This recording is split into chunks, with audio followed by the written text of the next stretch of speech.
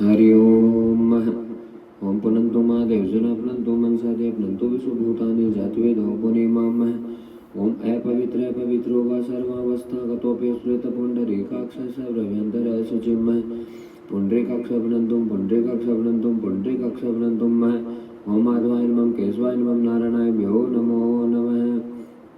हरि ओम आनो भद्रा क्रतो जंतो विसुतो तब्दास्वपरीता सोदमिदय देवानो सता सतमिद्वदे सन्न प्रायो रक्षितारो दिवे दिवे देवानां भद्रास्मतिसुतां देवानां रातिरवीनो निवर्ततां देवानां शक्यमुपसेदिमा वेन देवा न आयु प्रतिरंतो जीवसे तानि पुर्या निविदा होमहे भगदक्ष्मद्ब्रह्म हरे मन वरुण सोमस्विना सरस्वती सुभगामे स्मृत तन्नो वातो मे वातो मे संतन माता पृथ्वीत पिता द्योतगावान सोमसुतो मयो भुवस्दस्विना शृणोत्रन्दिष्ण्यवं मैं तमिषां जगतोस्पति जिन्मवशे हो महे वयं मैं पुकानो जता वेद साम सद्वते रक्षितो प्रायुर्दब्धे स्वस्ते ओम स्वस्ति न इंद्रो वृद्धसर्वाः स्वस्ति नः पूगा विश्ववेदाः स्वस्ति नस्तारक्षो अरिष्टनेमि स्वस्ति नो बृहस्पतिर्दधातु नन्दस्वामरुदय वृष्णिमातरे शुभं यामनोऽग्निजीवामनः सूर्यचक्षुषो विश्वे नो देवा अवसागमन्ये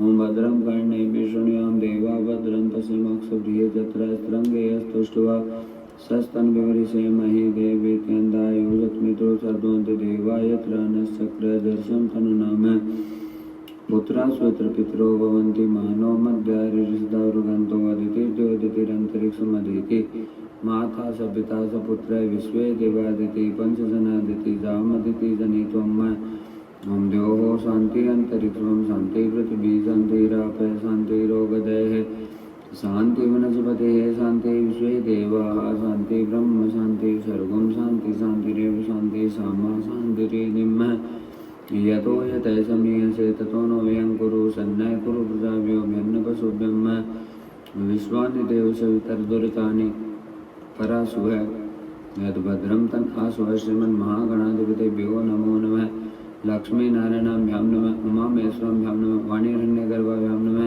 सचिवपुण्ड्राभ्यां नमः मातृपितृचरणकमलभ्यो नमः इष्टदेवताभ्यो नमः कुलदेवताभ्यो नमः ग्रामदेवताभ्यो नमः स्थानदेवताभ्यो नमः वास्तुदेवताभ्यो नमः सर्वेभ्यो देवेभ्यो नमः सर्वेभ्यो तीर्थभ्यो नमः सर्वेभ्यो शक्तिभ्यो नमः सर्वेभ्यो ब्राह्मणभ्यो नमो नमः अविघ्नमस्तु कल्याणमस्तु सुमुखजगदन्तस्य कपिलोगजगन्नगः लम्बोदरस्य विघ्नो विघ्ननाशो विनायकः धूम्रकेतु गणाध्यक्षो बालचन्द्रो गजाननः द्वादशतानि नामानि पठ्ये शृणुयादिभि विद्यारम्भे वयसे भविष्य निर्मिता संग्रामे संकटे चैव विघ्नतस्य न जायते शुक्लाभरं धरं देवं शशिवर्णं चतुर्भुजं प्रसन्नवदनो ध्यायेत् सर्वविघ्नोपशान्तये अभिसिद्धार्थसिद्ध्यर्थं पूजितं मे सुरासुरे सर्वविघ्नहरस्तस्मै गणाधिपतये नमः सर्वमङ्गलमाङ्गल्ये शिवे सर्वार्थसाधिके शरण्यत्र्यम्बके गौरी नारायणी नमोस्तुते सर्वदा सर्वकार्येषु नास्ति तेषां मङ्गलं येषां हृदयस्थो भगवान् मङ्गलाय तनो हरि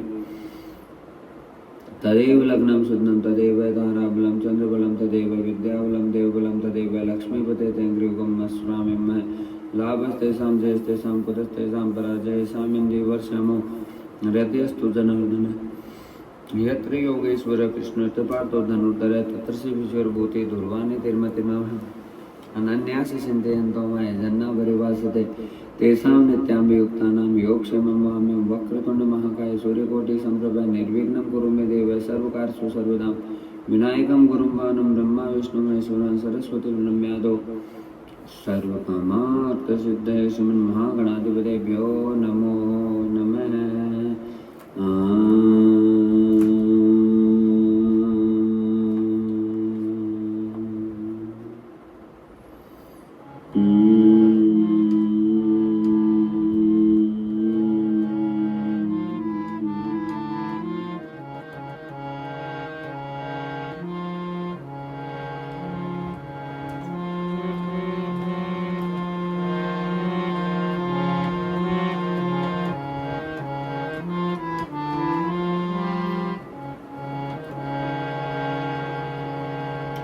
श्री गुरु चरण सरोज रज निज मन मुकुर सुधार भरणो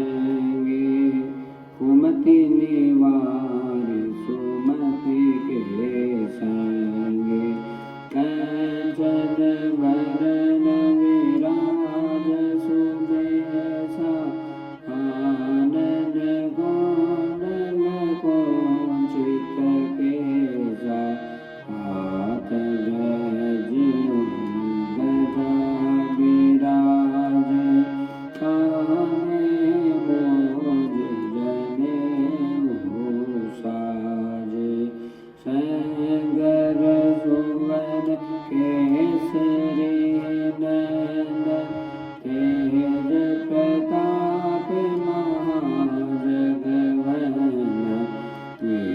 विद्यावान नियति चातुर राम काज करके भोगात प्रभु चरित्र सुनबे गो रसिया राम लखन सीता मन बसिया सूक्ष्म रूप धरि सियहि दिखावा विकट रूप धरि लंक जरावा भीम रूप धरि असुर संहारे रामचंद्र जी के काज सवारे लाय सजीवन लखन जीवाए श्री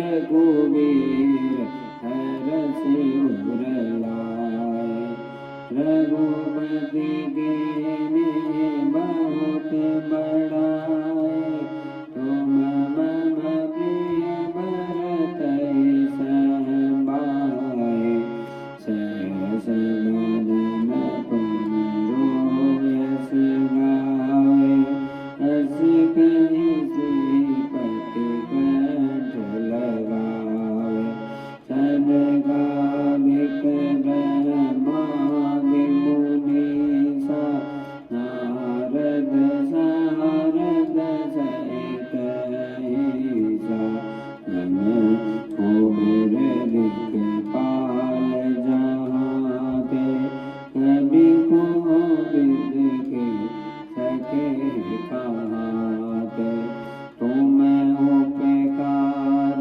सुग्रीव कीना राम मिलाय राजपद दीना तुमेरो मद विभीषण माना लंकेश्वर भय सब जग जाना योग सहस्रयोजन पर भानु लील्योताहि मधुर फल जानु प्रभु मोद्रिका मिलि मुख माहि जलधि लांघि गए अचरज नाहि दुर्गम काज जगत के जेते सुगम अनुग्रह तुम्हरे तेते राम दुआरे तुम रखवारे ओतन आज्ञा बिनु पैचारे सब सुख लहे तुम्हारी शरणा तुम रक्षक काहू को डरना आपन तेज समारो आपे तीनों लोक कांपते कांपे भूत पिशाच निकट नहीं आवे महावीर जप नाम सुनावे नासे रोग हरे सब पीड़ा जपत निरंतर हनुमत वीरा संकट ते हनुमान छुड़ावे मन क्रम वचन ध्यान जो लावे सब पर राम तप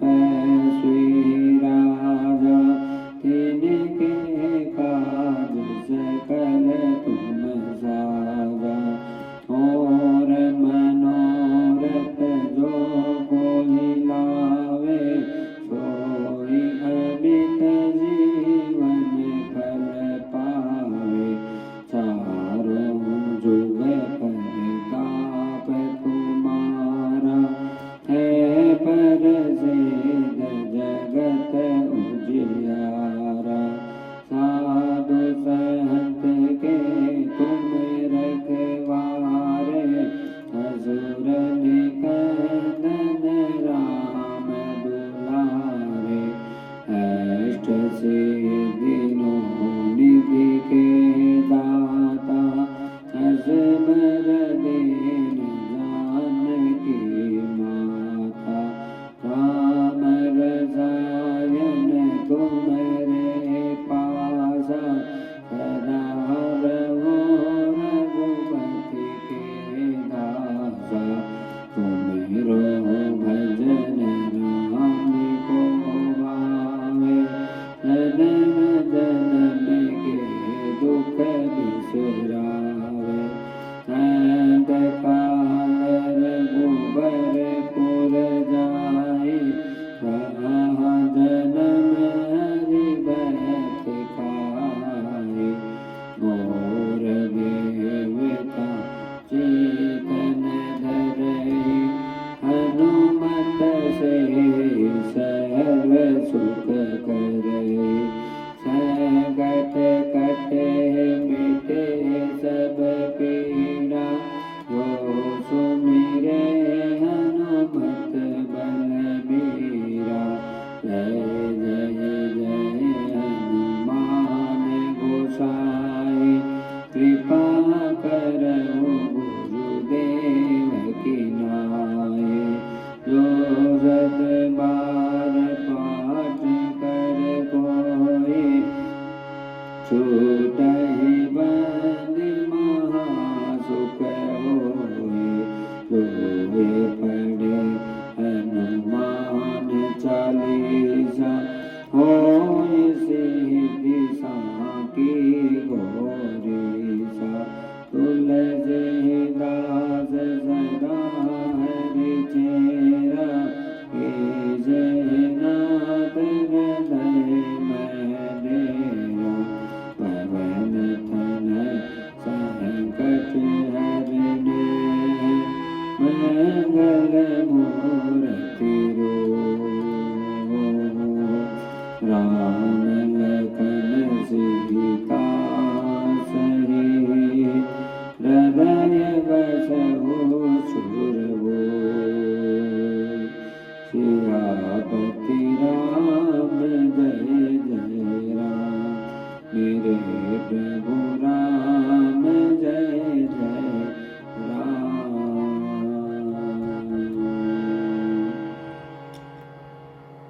श्री भागवत भगवान की है आरती, पापियों को पाप से है तारती।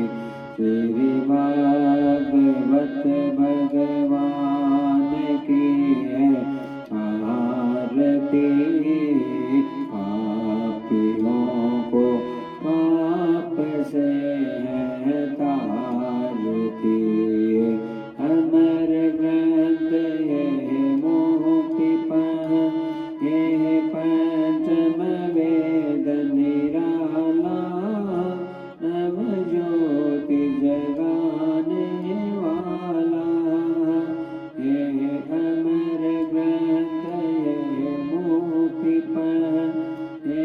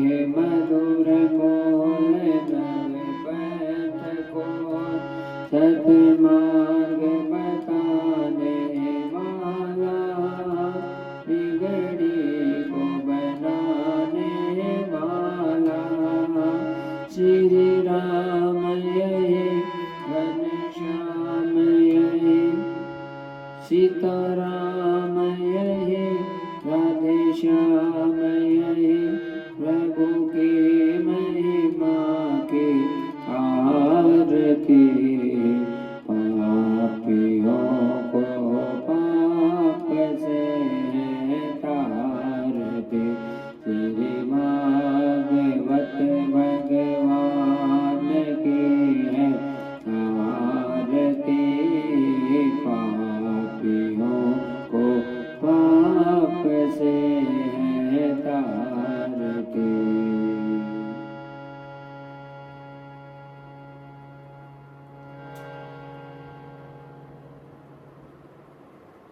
ओम देवो शांति अंतरिक्षम शांति पृथ्वी शांति राप शांति रोगदय शांति वनस्पति शांति विश्व देवाः शांति ब्रह्म शांति सर्वं शांति शांतिरेव शांति सामा शांतिरेदिमः ओम जगने जगमय जंति देवास्तानि धर्माणि प्रथमान्यासन् तेनाकं महिमान्य ससंदित पूर्वे साध्याः सन्ति देवामः हरि ओम राजाधिराजाय प्रशेषाय नमो व्योमाय विश्वरणाय गुणमय समय कामाय काम कामाय व्योमाय कामेश्वरो विश्वर्णो ददातु कुबेराय विश्वनाय महाराजाधिपते नमः सेवन्ति कालकुलजन पटपाटलाब्धे पुण्य गजाति गर्भे ललजाल पुष्पे बेलवै प्रभावे तुलसी दल मंजूरे वे त्वं पूजयामि जगदीश्वर में प्रसिद्ध है नाना सुगंधिं पुष्पाणि यथा कालोद्भवानि च पुष्पांजलि मया दत्तो गृहणं परमेश्वर है सुमन सुगंधित सुमन ले सुमन सुदृष्टि सुजान पुष्पांजलि अर्पण करो भगवान करो स्वीकार।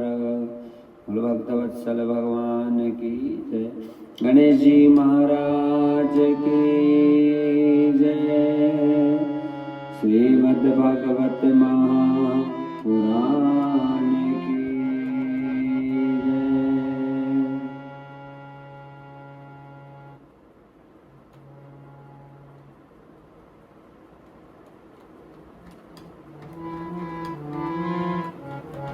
भवानी शंकर वैदो श्रद्धा विश्वास रूपिणो सर्वं प्रतिष्ठितो देवो वन्दे वाणी विनायको चिंता संताप हंतारो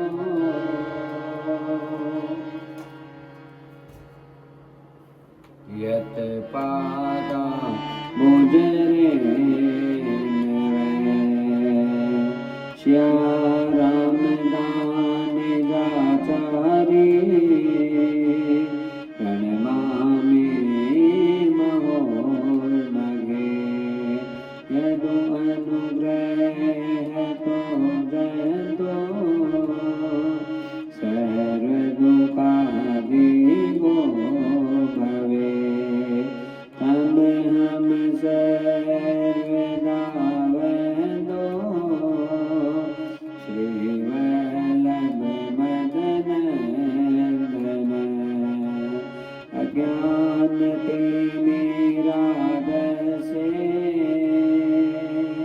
ज्ञानाञ्जनशलाकया चक्षुरुन्मीलितं येन तस्मै श्रीगुरुवे नमः। नमामि हृदयाशेषे लीलाशिराधीक्षायणे लक्ष्मी सहस्रलीलाभि सेवे मालकलानिधि सविललित कमल कोटि समनवनील वरदारिणी शशिवदन विलोचनी चंद्रिका मृदुहासिनी आनंद घन गोविंद मंदिर अनन्य निवासिनी घनश्याम घन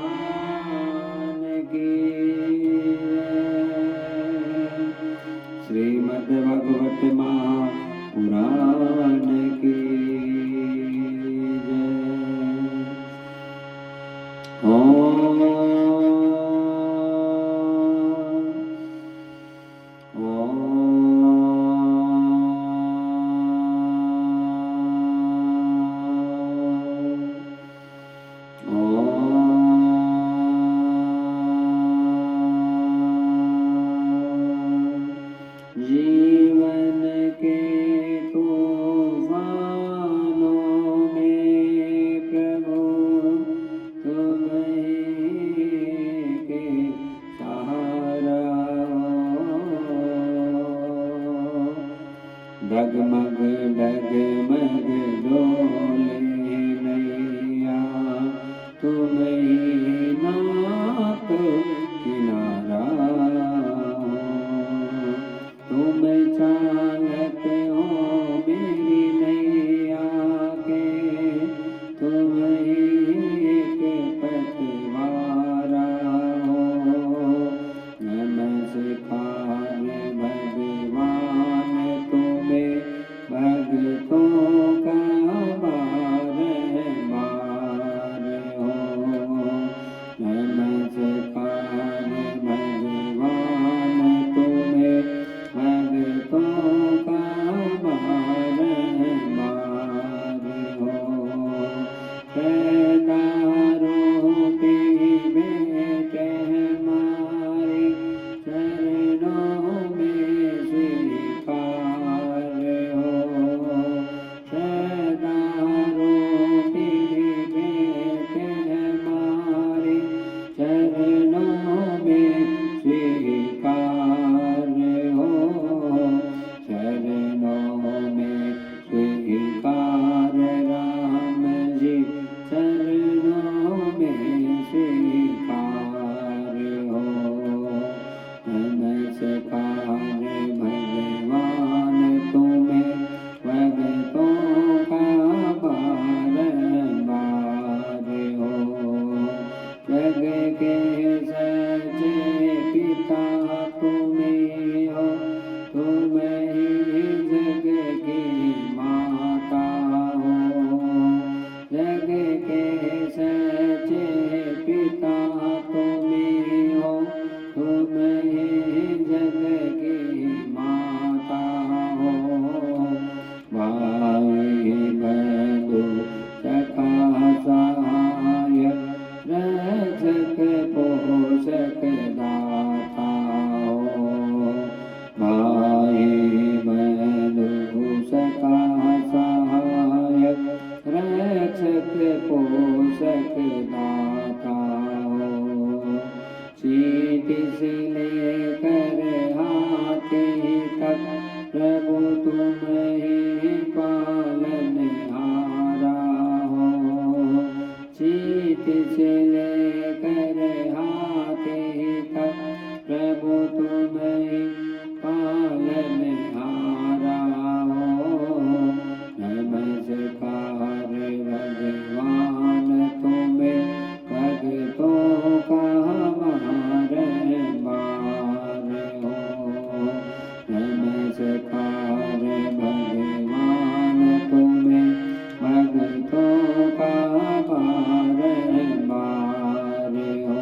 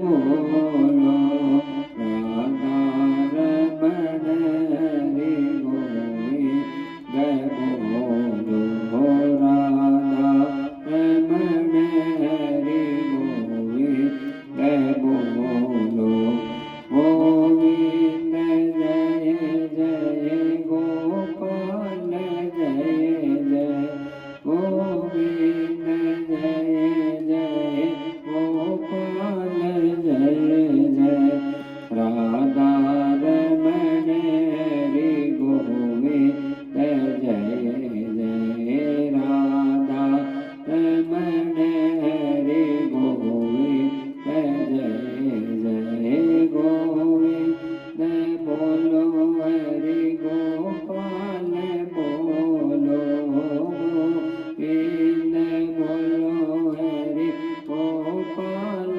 बोलो राधा रमण हरि गोविंद बोलो राधा रमण हरि गोविंद बोलो हरे राम राम राम सीता राम राम राम हरे राम राम राम सीता राम राम राम ओ सीता राम राम राम सीता राम राम राम सीता राम राम राम सीता राम राम राम ओ हरे राम राम राम सीता राम राम राम हरे राम राम राम सीता राम राम राम ओ सीता राम राम राम सीता राम राम राम सीता राम राम राम सीता राम राम राम ओ हरे राम राम राम सीता राम राम राम हरे राम राम राम सीता राम राम राम ओ सीता राम राम राम सीता राम राम राम सीता राम राम राम सीता राम राम राम हरे राम राम राम सीता राम राम राम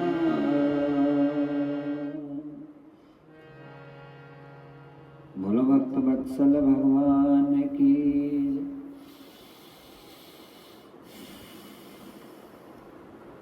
सद्गुरुदेव भगवान की जय श्रीमद् भागवत महापुराण की जय श्री मानस भगवान की जय।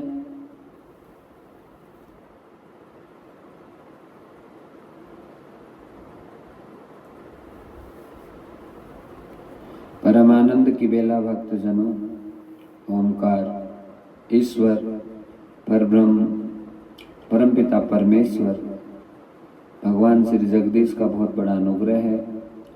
प्रातः काल की बेला है, वृंदावन धाम है, बड़े आनंद के साथ में भागवत जी के और मानस जी के सुंदर व्याख्यान के साथ में हम उपस्थित हैं। सर्वप्रथम वैदिक वांग्मय के सर्वोच्च सदग्रंथ और भगवान के साक्षात वांग्मय प्रतिमूर्ति भागवत जी को कोटि कोटि प्रणाम करते हुए श्रीमद देवी भागवत के रूप में माँ भगवती जगदम्बा विराजित है, सशत वंदन प्रणाम। और मानस जी के चरण कमलों में सशत वंदन प्रणाम करते हुए ओमकार त्वरित द्युत पीताम्बरधारी अकारण करुणा वरुणालय भक्त वंशा कल्पतरु निर्गुण निराकार सगुण साकार सर्वांतर्यामी सर्वशक्तिमान अनंतानंद विभूषित भगवान श्री जगदीश के चरणों में कोटि कोटि प्रणाम करते हुए श्री यमुना महारानी, रजरानी, राधा रानी, ब्रज महारानी, मातृ पितृ भगवान और सदगुरुदेव भगवान के चरणों में सत्सद वंदन और प्रणाम। सभी की हित की कामना, सभी को सद्बुद्धि प्रदान हो, संपूर्ण विश्व आनंदमय बने, भगवान की कृपा करुणा सब जगह जागृत हो। इन्हीं शुभकामनाओं के साथ में आज की हम कथा में प्रवेश कर रहे हैं। तो सब भक्तजन कथा सुन रहे हैं, उनको कोटि कोटि प्रणाम वंदन करते हुए सबका अभिनंदन। बड़े आनंद के साथ में आज हम आगे के जो प्रसंग है उनमें प्रवेश करने जा रहे हैं। जय जय श्री राधे, जय जय श्री राधे, जय जय श्री राधे श्याम। हाँ, श्री कृष्णाय वासुदेवाय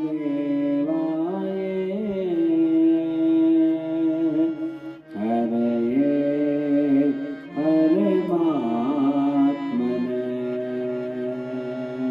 प्रणत क्लेशनाशाय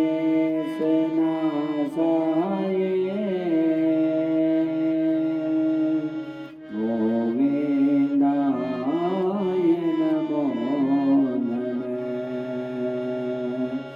वसुदेवदेवसुत कंसचाणूरमर्दन देवकी परमानंद कृष्णं वन्दे जगद्गुरु।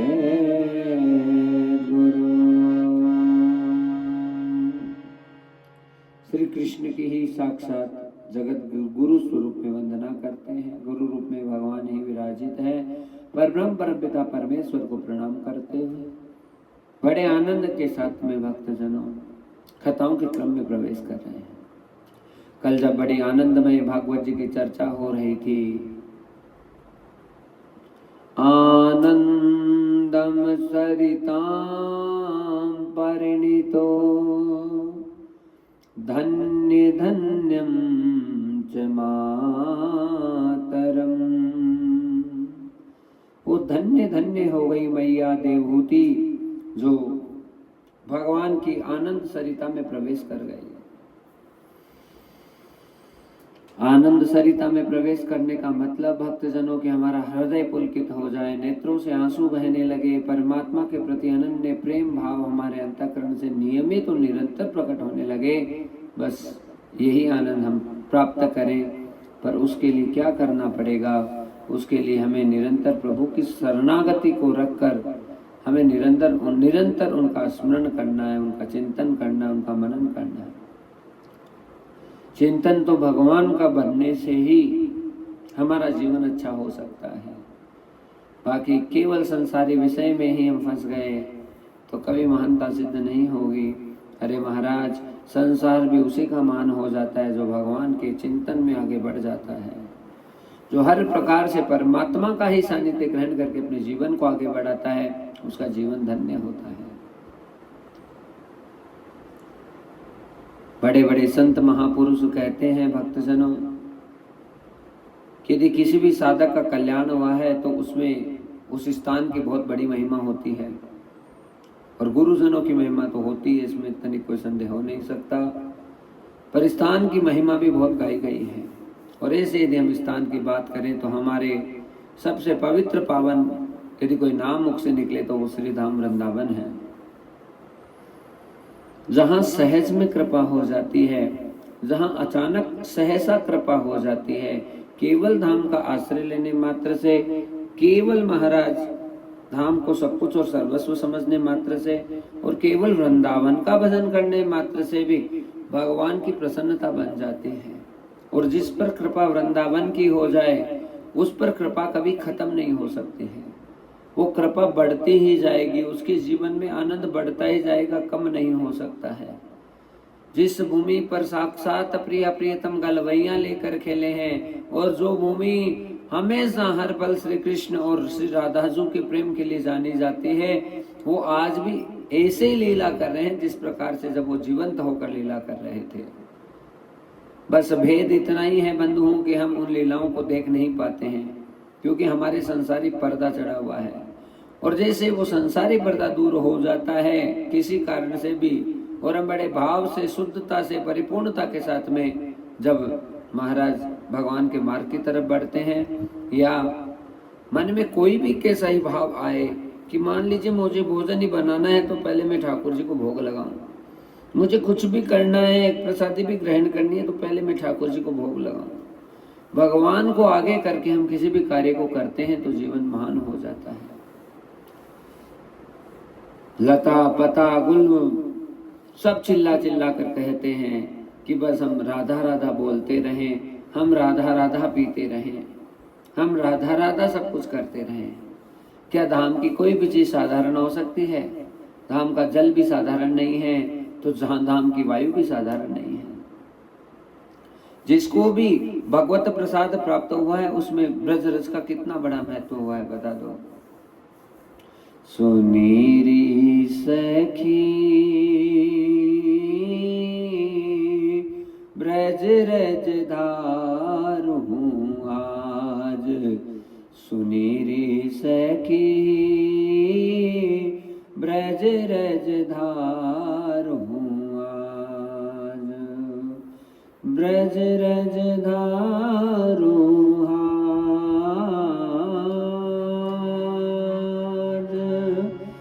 ब्रज रज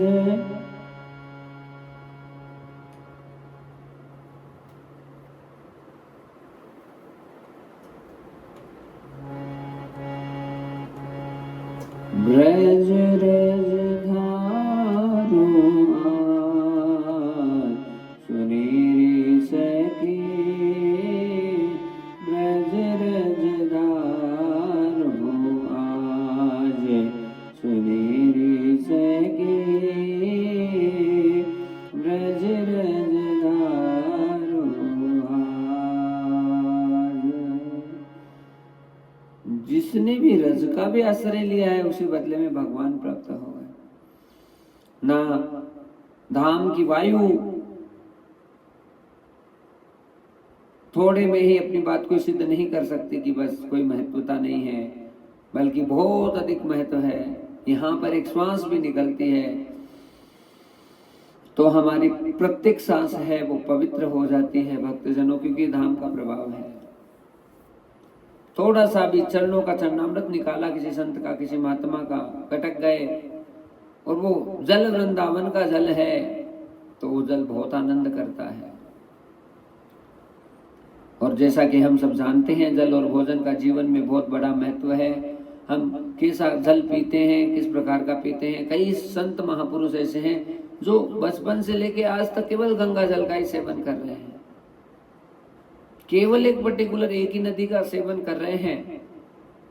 और हम पक्का मान लीजिए इस बात को, यदि हम एक ही जगह का पानी पीते हैं तो अपने आप शरीर में सौहार्दता आ जाती है, भाई भाई में प्रेम हो जाता है, घर परिवार एक हो जाता है।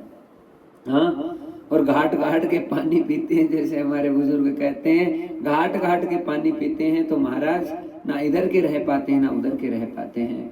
तो ये दोनों ही उदाहरण बड़े सशक्त हैं जिसमें ये बताया गया है कि वृंदावन का तो कण कण ही महान है, जहाँ एक चरण की रज, एक किसी संत महात्मा के चरणों की रज उड़कर यदि कितने ही भयंकर से भयंकर रजोगुणी पुरुष के ऊपर भी गिर जाए तो वो रजोगुणी भी पवित्र होकर साक्षात भगवान के मार्ग की तरफ आगे बढ़ जाता है।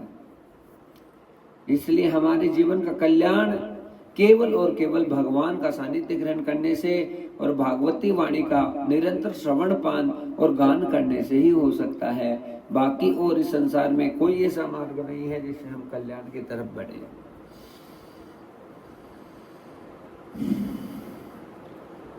शब्दों के द्वारा कभी भी वृंदावन धाम की व्याख्या नहीं हो सकती है भक्तजनों। वृंदावन केवल अंतःकरण से अनुभव करने का विषय है। आप रह के देखिए ब्रजभूमि में 10 दिन, आप में बहुत बड़ा बदलाव आ जाएगा। 5 दिन ब्रजभूमि में बिताकर देखिए, आप में बहुत बड़ा चेंजेस आ जाएगा। हाँ, और सब में आता है भक्तजनों, जो भगवान के प्रति आरूढ़ होता है और जो ये सोचे कि यहाँ आकर कुछ गलत गलत कृत्य कर ले, कार्य कर ले और उससे हम अपने स्वार्थ को सिद्ध करके महान हो जाएं, तो उसका कभी भी यहाँ कल्याण नहीं हो सकता है। यहाँ पर कल्याण उसी का होता है। बोलो गोविंद भगवान की जय। जो एकदम दीन बनकर आता है, और दीनों के नाथ कौन है? मेरे परमात्मा है, मेरे दयालु प्रभु हैं, मेरे नारायण हैं। जो एकदम दीन बनकर भगवान के चरणों की सेवा में आ जाता है, उसका जीवन महान होता है। तो हमें दीनता के भाव को अपने जीवन में अपनाना है और अपने आप को सबसे छोटा समझकर सबकी सेवा करनी है। एक छोटी सी सेवा पंडित श्री जगन्नाथ जी लेते थे। जगन्नाथ मिश्र जी जो गोवर्धन में रहते थे, हाँ, रोज सोहनी की सेवा लेते थे, और उसी सोहनी को जब वो छोटी हो जाती, घिस जाती, तो उसे जमीन के अंदर दबा देते और ये कहते कि आज सोहिनी इस सेवा के, हाँ, इतनी सेवा करके अपने जीवन को धन्य कर चुकी है। और फिर दूसरी सोहनी निकालते, लेकिन उससे पहले जिस सोहनी को उन्होंने दफन किया है, उन्होंने पृथ्वी को ही संलग्न किया है, वापस पृथ्वी को ही दिया है, तो उसके बदले में बहुत बड़ा उत्सव करते और जिमाते सबको, बड़े प्रसन्न होते, खुश होते। भक्तजनों, भगवान कहते हैं कि मेरी कोई खुद की सेवा करे तो निश्चित रूप से मुझे प्रसन्नता प्राप्त होती है, पर मेरी ज्यादा प्रसन्नता तब है जब कोई मेरे संतों की, मेरे भक्तों की और मेरे जो चाहने वाले हैं उनकी पूजा करे। भगवान कहते हैं कि मेरी पूजा कम ज्यादा हो जाए, लेकिन जिसने मेरे भक्त की पूजा की है, बस उसका ओहदा बढ़ ही जाता है, उसकी कीर्ति बढ़ जाती है। पर सेवा भी भक्तजनों निष्काम भाव से होती है, जिसमें दूर दूर तक कोई प्रयोजन नहीं, और प्रयोजन केवल और केवल एक ही कि मेरे ठाकुर रिझ जाए, मेरे सांवरा, मेरे परमात्मा प्रसन्न रहे और हो जाए। इसमें बहुत बड़ा फर्क है। हो जाने का मतलब तो हम अपने किसी स्वार्थ की पूर्ति करना चाहते हैं, और रहे हमेशा, ये हमारे अंतःकरण की कामना है कि बस मेरे गिरधर, मेरे लाल जी, मेरे गोपाल जी हमेशा हंसते रहे, मुस्कुराते रहे। तो महाराज कई कई प्रकार के भाव हैं, वो बनते हैं। माता देवहूति का कल्याण कपिल भगवान ने किया है। और जैसा कि कथा चल रही थी कि मनु जी और शत्रुपा जी के 3 कन्याओं ने जन्म लिया था। एक का नाम आकुति था, दूसरी का नाम प्रसूति था, और तीसरी का नाम देवहूति था। तो अभी बड़े विस्तार से बताया है कि कर्दम ऋषि का विवाह देवहूति से हो गया और उन्होंने अपने जीवन को मान कर दिया। अब महाराज जो प्रसूति है, उनका विवाह दक्ष प्रजापति से हुआ। दक्ष प्रजापति से हुआ तो उनके तो 60 कन्याएं हुई, और सबसे छोटी कन्या थी वो श्री सती माता थी। उनकी लीला तो हम सब जानते हैं कि सती माता को शरीर का परित्याग करना पड़ता, और वही माता पार्वती के रूप में आकर शंकर का वर्णन करने को तैयार हो गई। आगे भागवत जी में इनका विस्तार से प्रसंग आएगा, तब हम चर्चा करेंगे। लेकिन अभी जो प्रसंग है भक्तजनों, वो है कि यहाँ पर मेरे प्रभु के 24 अवतारों को बताया गया है। सनकादि, वराह, नारद, नरनारायण, कपिल, दत्तात्रेय, मनु, ऋषभदेव, पृथु, मत्स्य, कच्छप, धन्वंतरी, मोहिनी, वामन, नरसिंह, परशुराम, वेदव्यास, श्री राम, बलराम, श्री कृष्ण, बुद्ध, कल्कि, हंसा और हयग्रीव। जैसा कि स्मृति में है कि चीज हमने 24 अवतारों की संक्षिप्त चर्चा कर ली है। लेकिन यहाँ जो छठा अवतार हुआ वो दत्त भगवान के रूप में माता अनुसुईया के ऊपर कृपा करने के लिए भगवान पधारे। और क्यों आए, क्या था ऐसा अनुसुईया में? अनुसुईया के लिए 2 चीजें बहुत महत्वपूर्ण थी भक्तजनों।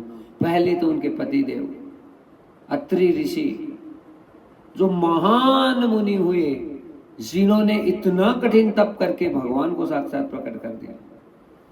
देखिए, हम जितनी भी कथा सुनते हैं उसमें हमें ये पता चलता है कि इतना कठिन तप, इतनी कठिन साधना, तब जाके भगवान की प्राप्ति होती है। पर हम कितने भगवान हम पर कृपालु और दयालु है कि हमें सहज में वो सारी मुक्ति और सारे आनंद प्रदान कर देते हैं, और उसी को प्रदान करते हैं जो जिसके मन में कोई किसी भी प्रकार की कामना नहीं रहे, किसी भी प्रकार की इच्छा ना रहे, उसके जीवन को धन्यता प्रदर्शित करने के लिए, सिद्ध करने के लिए भगवान ही सारी लीलाएं करते हैं। महाराज यहाँ पर अत्रि ऋषि का विवाह माता अनुसुईया के साथ में हुआ। और क्यों हुआ? अत्रि ऋषि बहुत अद्भुत तरीके से साधनों को सिद्ध करने वाले महात्मा, लेकिन इतने बड़े महात्मा को अनुसुईया मिली तो क्यों मिली? वो भी उनके ही तप का प्रभाव था। आप पक्का लिखकर इस बात को ले लीजिए भक्तजनों, आपकी जैसी जैसी भक्ति बढ़ेगी, जैसा साधन बढ़ेगा, वैसा ही कोई जीवन साथी, यदि आप गृहस्थ धर्म में हैं तो वैसा ही जीवन साथी का अवसर आपको परमात्मा प्रदान करेगा। जिस भाव में, जिस ओहदे में, जिस आनंद में आप जीते हैं, जो आपके साथ में कोई आपका लाइफ पार्टनर आता है, जो जीवन को साझा करता है, तो वो भी फिर बड़ा महानता को सिद्ध करने वाला आएगा, क्योंकि इसमें केवल प्रभाव आपके भजन का है। हाँ, भजन के बिना कभी किसी चीज का प्रभाव नहीं है इस संसार में, और भजन के बल पर इस संसार में कुछ भी हासिल किया जा सकता है। आपकी चाहे संसार में घोर से घोर कामना हो गई हो, घोर से घोर इच्छा हो गई हो, लेकिन उन्हीं इच्छाओं की पूर्ति ना करके यदि आपने उसका परित्याग कर दिया है तो फिर वो चीज आपको ही प्राप्त होती है। ये बहुत सुंदर बात है, क्योंकि यदि कोई जागीर तुम्हारे नाम ठाकुर जी ने लिखी है तो वो तुमको ही प्राप्त होगी। फिर चाहे कोई कितना यत्न कर ले, जतन कर ले, वो किसी को प्राप्त नहीं होगा। इसलिए बहुत महत्वपूर्ण चीज होती है कि हम अपने जीवन में क्या कमाते हैं। अत्रि ऋषि ने भजन कमाया, साधना कमाई, और उसी का परिणाम बनने लगा भक्तजनों कि अत्रि ऋषि का विवाह अनुसुईया के साथ में हुआ।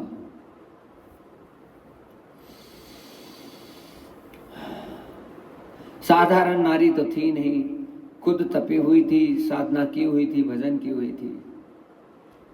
आज देख लीजिए कितने दिनों से हम कथा सुना रहे हैं, पर सब चीजों का सार क्या था? भजन करो, भजन करो, भजन करो, बस भजते रहो। उसके परिणाम की तरफ मत जाओ कि क्या परिणाम होगा, what consequences you are going to get. You never ever think about the same thing. आपको नहीं सोचना इसके बारे में कि क्या होगा, बस इतना ही सोचने की आवश्यकता है कि आपका कर्तव्य क्या है। हाँ महाराज, हमारा सबका कर्तव्य भगवत भाव को जागृत करके निरंतर भाव से प्रभु का स्मरण करना, कीर्तन करना, सत्संग करना, हर प्रकार से प्रभु को ही रिझाना है। अरे 24 घंटे का समय कम पड़ जाए हमारे जीवन में, ऐसी हालत हो जाए महाराज कि रे कब 11 बज गए रात को, और कब उठने का 12-1 बजे 2 बजे का समय हो गया, अरे उठो बिस्तर छोड़ो। नहीं, अपने प्रभु का कार्य है। राम काजू कीने बिनु मोहि कहाँ विश्राम।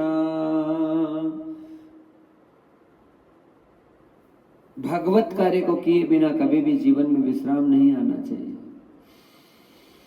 और निरंतर भाव से हम परमात्मा और प्रभु की वाणी में तल्लीन हो जाए, संलग्न हो जाए, तो हमारा जीवन बदलने में ज्यादा समय नहीं लगेगा। तो महाराज यहाँ पर कथा ये कह रही है कि अनुसुईया आज अत्रि ऋषि के जीवन में आई। बहुत सुंदर है अनुसुईया, उनकी मुखाकृति मानो हजारों हजारों चंद्रमा है, उनको भी असफल कर रही है। इतनी अद्भुत सुंदरता अनुसुईया माता की है, और इतनी सुंदरताओं को प्रदर्शित करने वाले अनुसुईया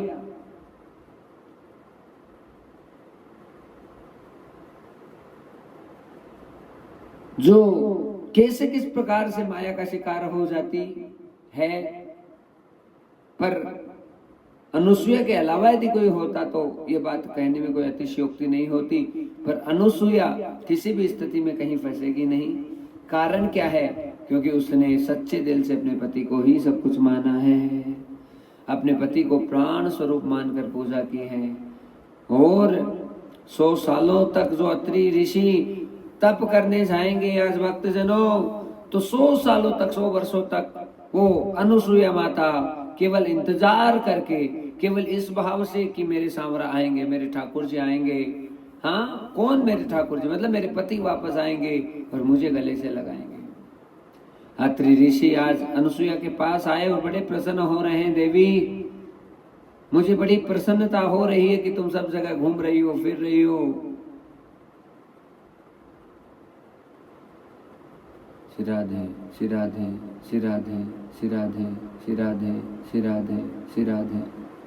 तुम भ्रमण कर रही हो उस पूरे वन में, और मेरे होते हुए देवी तुम मेरे दिल को जीतने में सफल हो रही हो। इसलिए हो रही हो, कितना समय हो गया, मैं कब से तुम्हें देख रहा हूं कि जिस प्रकार से मैं साधन में लगा हूं, तुम्हारी भी रुचि साधनों में बढ़ रही है।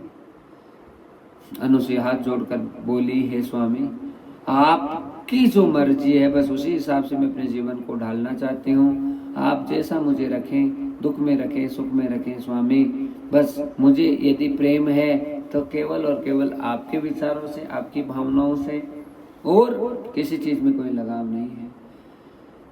आज अत्रि ऋषि कहने लगे, देवी मेरा कुछ तप बाकी है, मेरी कुछ साधना बाकी है, इसलिए मैं तुमसे निवेदन करता हूं कि 100 वर्षों तक मुझे बाहर जाना पड़ेगा। अब देखो,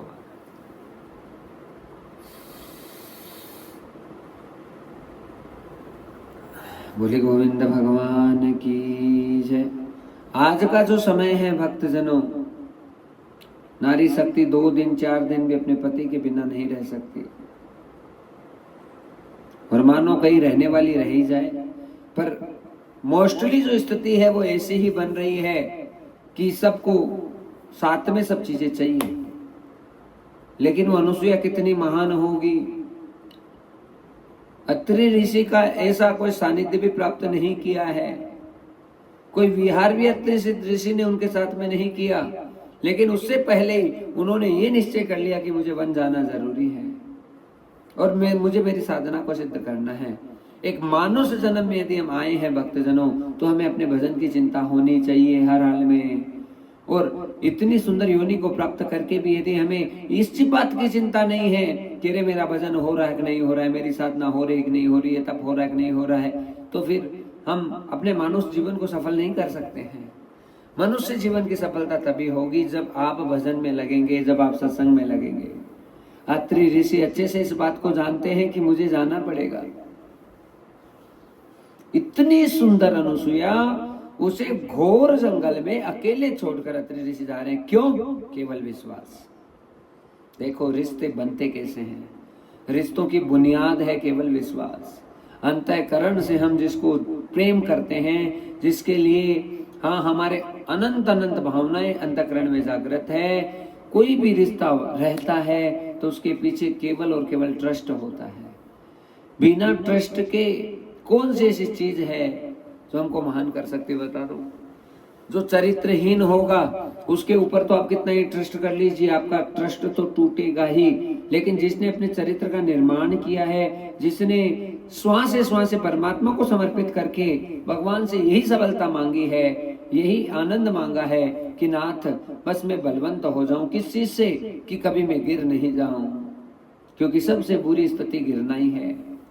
और गिरना कैसे? अपने आप से गिरना। अरे संसार में गिरना तो सबका पतन और नाश होना ही है। आप इस शरीर को कितना ही सजा लीजिए, कितना ही धजा लीजिए, एक दिन इसका नाश और विनाश हो जाएगा और हमको पता ही नहीं चलेगा कि अब हम संसार छोड़कर जा रहे हैं यहाँ से। लेकिन महाराज, हमारे जीवन की सिद्धता तब महान होती है, कब होती है? एक तो हम अनन्य भाव से प्रभु से प्रेम करते हैं, और हमें इस बात की चिंता रहती है कि मेरा खुद का कोई धर्म नहीं बिगड़ जाए। हाँ, हमें इस बात की अनन्य भाव से चिंता होनी चाहिए। अरे हम मानुष की योनि में आए हैं, एक श्वास भी हमारी बिना भगवत भाव के नहीं जाए। हम निरंतर भाव से भगवान का भजन करके अपने जीवन को सफल करें। हम भक्तजनों से और कैसे कितना किसी भी प्रकार से कोई गुण गा लें, लेकिन हमारा जीवन तभी महान होता है जब हम भगवान का भजन करते हैं। संसारी विषय से संबंधित कितने ही गाने, कितने संगीत गा लीजिए, 2-5 मिनट से ज्यादा, 10 मिनट से ज्यादा बर्दाश्त नहीं कर पाएंगे। लेकिन भगवत वाणी जब निकलती है तो उसमें हमें बहुत बड़ा सुख होता है। और सुख दिया किसके द्वारा जाता है? परमात्मा के द्वारा। किसको दिया जाता है? परमात्मा को ही दिया जाता है, क्योंकि सब परमात्मा ही है, सब ईश्वर का ही स्वरूप है। ईश्वर अंश जीव अविनाशी, चेतन अमल सहज सुख राशि। अत्रि ऋषि आज जाने की तैयारी कर रहे हैं। अनुसुईया जी को बहुत भाव से समझाया गया है। बस इतना कह दिया गया कि देवी मैं जा रहा हूं और कब तक लौट कर आऊंगा मुझे नहीं पता है। हाथ जोड़कर अनुसुईया खड़ी हो गई, कहने लगी नाथ आप जा रहे हैं तो आप मुझे भी कोई ना कोई सेवा देकर जाइए।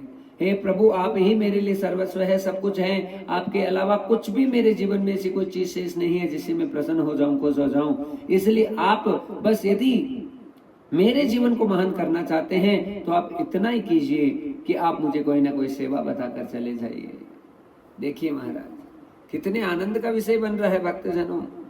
यहाँ पर जो अत्रि मुनि है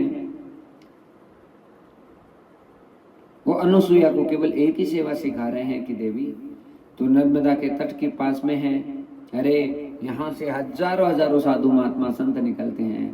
संतों की नैष्ठिकता जिसने भी धारण की है, जिसने भी संत सेवा की, आज का पॉइंट भी कहां से शुरू हुआ कि भगवान कहते हैं कि मेरी सेवा करता है तो प्रसन्न होता हूं, पर जब मेरे भक्त की कोई सेवा करने लग जाता है तो मैं बहुत ज्यादा प्रसन्न होता हूं। जो भक्त की निंदा करता है, जो भक्त को कुछ भी नहीं समझता और तुच्छता तक उसे ले जाता है, तो भगवान कहते हैं ऐसे जीवों को मैं कभी स्वीकार नहीं कर सकता। लेकिन मेरे भक्तों को जो अनंत भाव से प्रेम करता है उन भक्तों से मैं बहुत ज्यादा प्रसन्न होता हूं।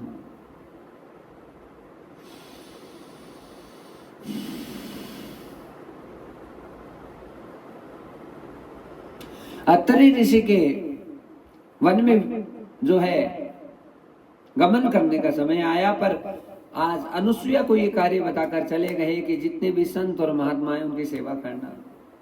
जो कार्य भक्तजनों बड़े बड़े साधनों से नहीं बनता, बड़े बड़े यज्ञों से नहीं बनता, बड़े बड़े तपों जपों से नहीं बनता, वो कार्य सहज भाव से संत सेवा से बन जाता है। ये बात एकदम पक्का है। मैं दासन को दास संत मोरी मुकुट है मणि। भगवान यदि प्रसन्न होते हैं तो उसके पीछे एक ही चीज होती है, और वो क्या होती है? वो ये होती है कि हमने यदि भगवान को मनाए है, ध्याया है और ध्या के फिर उनके ही अनुचरों की यदि सेवा की है और उनकी शुश्रूषा उनकी सेवा में लग गए तो भगवान कहते हैं मैं बहुत जल्दी प्रसन्न हो जाता हूँ। और माता अनुसुईया ने आज यही सेवा ले ली। जितने वहां से संत महात्मा निकल रहे हैं सबके लिए खुद भोजन बना रही है, सबके लिए गर्म पानी कर रही है, सबके लिए जिसके पैरों में दर्द हो रहा है, जो कि बहुत लंबी नर्मदा की परिक्रमा है, उसको परिक्रमा से जब जिसके भी थकान हो रही है उनको सबको तेल की मालिश कर रही है। पर मजाल है कि उसकी दृष्टि कभी भी किसी के प्रति गलत भाव से उठ जाए। इतने सुंदर सुंदर ऋषि महात्मा संत महापुरुष सब निकल रहे हैं, लेकिन महाराज किसी के प्रति अनुसुईया का ऐसा कोई भाव जागृत नहीं होने पाता। क्यों नहीं होने पाता? क्योंकि उसका नाम जाप निरंतर चल रहा है। जीवन में किसी भी चीज की सफलता का द्योतक बनेगा तो नाम बनेगा। यदि आपको किसी भी चीज में सफलता चाहिए तो नाम को पकड़कर उसकी भक्ति और भजन करना आवश्यक है।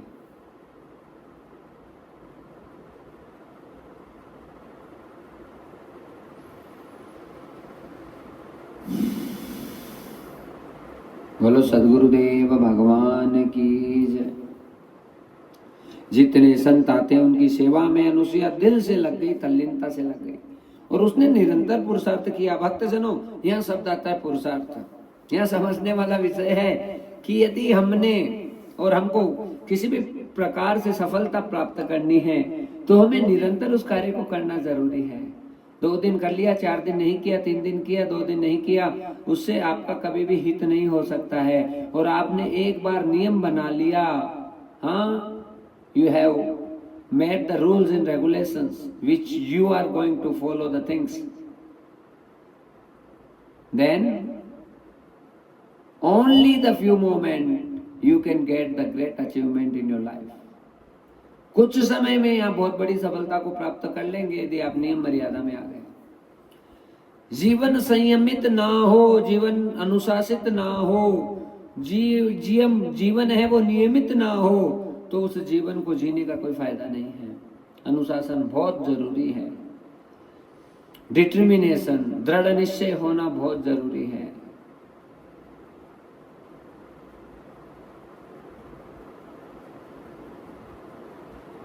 भक्तजनों, आज अत्रि ऋषि के जाने के बाद में अनुसुईया जितने संत महात्मा आ रहे हैं उनके चरणों का सेवन कर रही है, प्रक्षालन कर रही है, सबको भोजन करा रही है।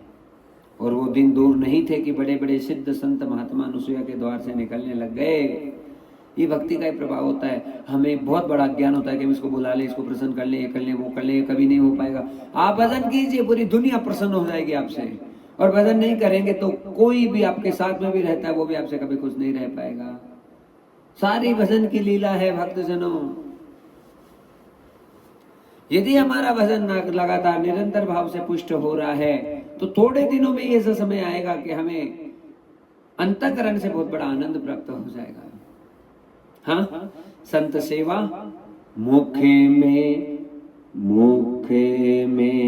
हो राम नाम, राम सेवा हाथ में, मुखे में हो राम नाम, राम सेवा हाथ में। तू अकेला नहीं प्यारे, राम तेरे साथ में। तू अकेला नहीं प्यारे, राम तेरे साथ में।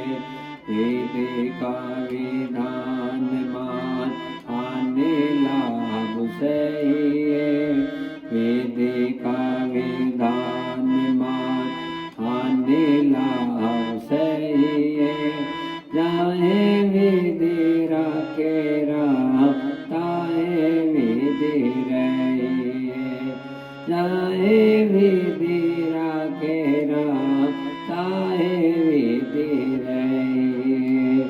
सीताराम सीताराम सीताराम कहिए, सीताराम सीताराम सीताराम कहिए। जाए विधि राखे राम, ताहे विधि रहिए। एक नारी शक्ति जब ससुराल जाती है तो उसके बहुत बड़े सपने होते हैं। मेरा ससुराल ऐसा होगा, मैं खाऊंगी, ये पीऊंगी, ऐसे रहूंगी, ऐसे रखूंगी सबको। लेकिन अनुसुईया के यहाँ पे कोई नहीं है, अकेली अनुसुईया। और क्या उसके सपने नहीं थे, लेकिन अपने सब सपनों को अपने पति के चरणों में समर्पित कर दिया। आज अनुसुईया जी हैं, बड़े भाव से समस्त संतों की सेवा करती है महाराज। और संत सेवा का बहुत बड़ा परिणाम जीवन में आए बिना नहीं रहता है भक्तजनों। हाँ, सहज भाव में यदि परमात्मा को प्रसन्न करना है तो आप निरंतर किसी महापुरुष की, किसी महात्मा की सेवा में लग जाइए।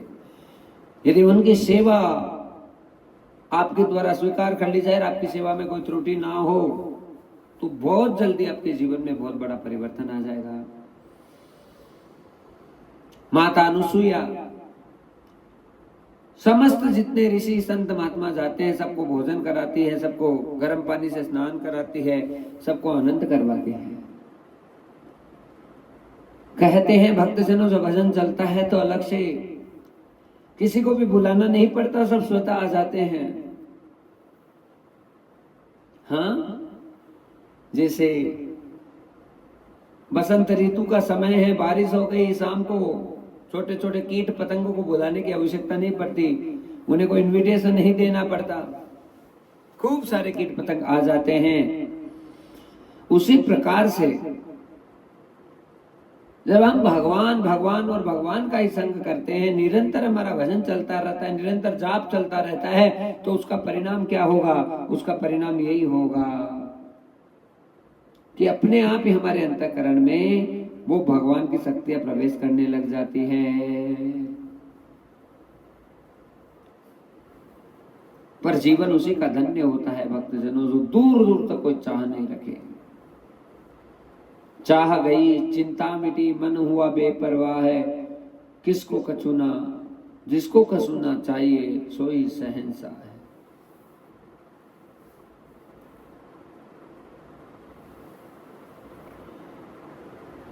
यहां पर सोचने वाला विषय है, इतनी सुंदर नारी जो भयंकर जंगल में अकेले रह रही है, पर निर्द्वंदता से रह रही है, कोई डर नहीं है, कोई भय नहीं है किसी भी प्रकार का।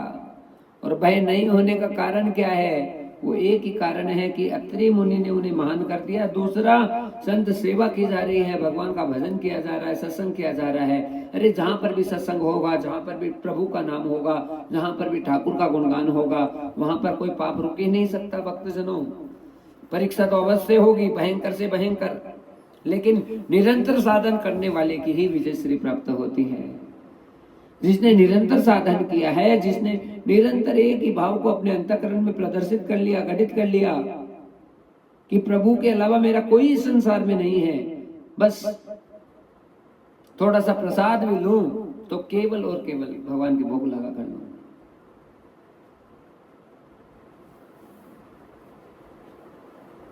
महाराज श्री गुरुदेव भगवान कहते हैं कि प्रसाद का जीवन में बहुत बड़ा महत्व है। आज माता अनुसुईया के हाथ के प्रसाद के कारण से तो सारा आनंद होने वाला है। और वैसे ही यदि हम बात करें तो जगन्नाथ जी के प्रसाद से महान कौन हो सकता है। जगन्नाथ जी के प्रसाद के लिए मान्यता ये है भक्तजनों, आप भी देखिए, यदि इस चीज का अनुसरण करें अपने जीवन में तो बहुत बड़ा परिवर्तन आप महसूस करेंगे। केवल 2 दाने सुबह उठते ही चावल के लेकर उसे मुख में रख लो और ये सोचो, ये भाव करो कि मैंने जगन्नाथ जी के प्रसाद को ले लिया। सुबह उठते ही यदि तुम्हारा ये भाव रहेगा कि मैंने जगन्नाथ महाप्रभु के 2 दाने, मतलब 2 दाने चावल के मुख पर रख लिए सुबह उठते ही, तो शास्त्र में लिखी हुई बात है कि बहुत जल्दी आपके स्वभाव में परिवर्तन आ जाएगा। आपके अंतःकरण में जितने किए हुए पाप हैं वो तत्काल भाव से नष्ट हो जाएंगे। आपको परिपूर्णता प्राप्त हो जाएगी, आपको सुंदर साधन प्राप्त हो जाएगा, आपका जीवन धन्य धन्य और धन्य हो जाएगा। कितनी सुंदर बात है। भला 2 चावल चबाने में क्या लगेगा, लेकिन भाव क्या होगा कि जगन्नाथ जी का प्रसाद ग्रहण किया है। और मानो थोड़े दिनों में ये भाव बनेगा कि कुछ जगन्नाथ जी यहाँ प्रसाद भेज रहे हैं। नारायण श्रीमन नारायण नारायण नारायण नारायण, बोलो नारायण श्रीमन नारायण श्रीमन नारायण नारायण नारायण, लक्ष्मी नारायण नारायण नारायण, लक्ष्मी नारायण नारायण नारायण, बोलो नारायण श्रीमन नारायण श्रीमन नारायण नारायण नारायण। आज माता अनुसुईया के द्वार पे अपने आप ही नारद ऋषि का आगमन हो रहा है और नारद मुनि केवल एक ही रट लगाते हैं, क्या? श्रीमन नारायण श्रीमन नारायण श्रीमन नारायण नारायण नारायण, बोलो नारायण श्रीमन नारायण श्रीमन नारायण नारायण नारायण, लक्ष्मी नारायण श्रीमन नारायण, बोलो नारायण नारायण नारायण, हमको तारायण तारायण नारायण, हमको तारायण तारायण नारायण, श्रीमन नारायण श्रीमन नारायण श्रीमन नारायण नारायण नारायण, बोलो नारायण श्रीमन नारायण श्रीमन नारायण नारायण नारायण, गुरु नारायण नारायण नारायण, गुरु नारायण नारायण नारायण, श्रीमन नारायण श्रीमन नारायण श्री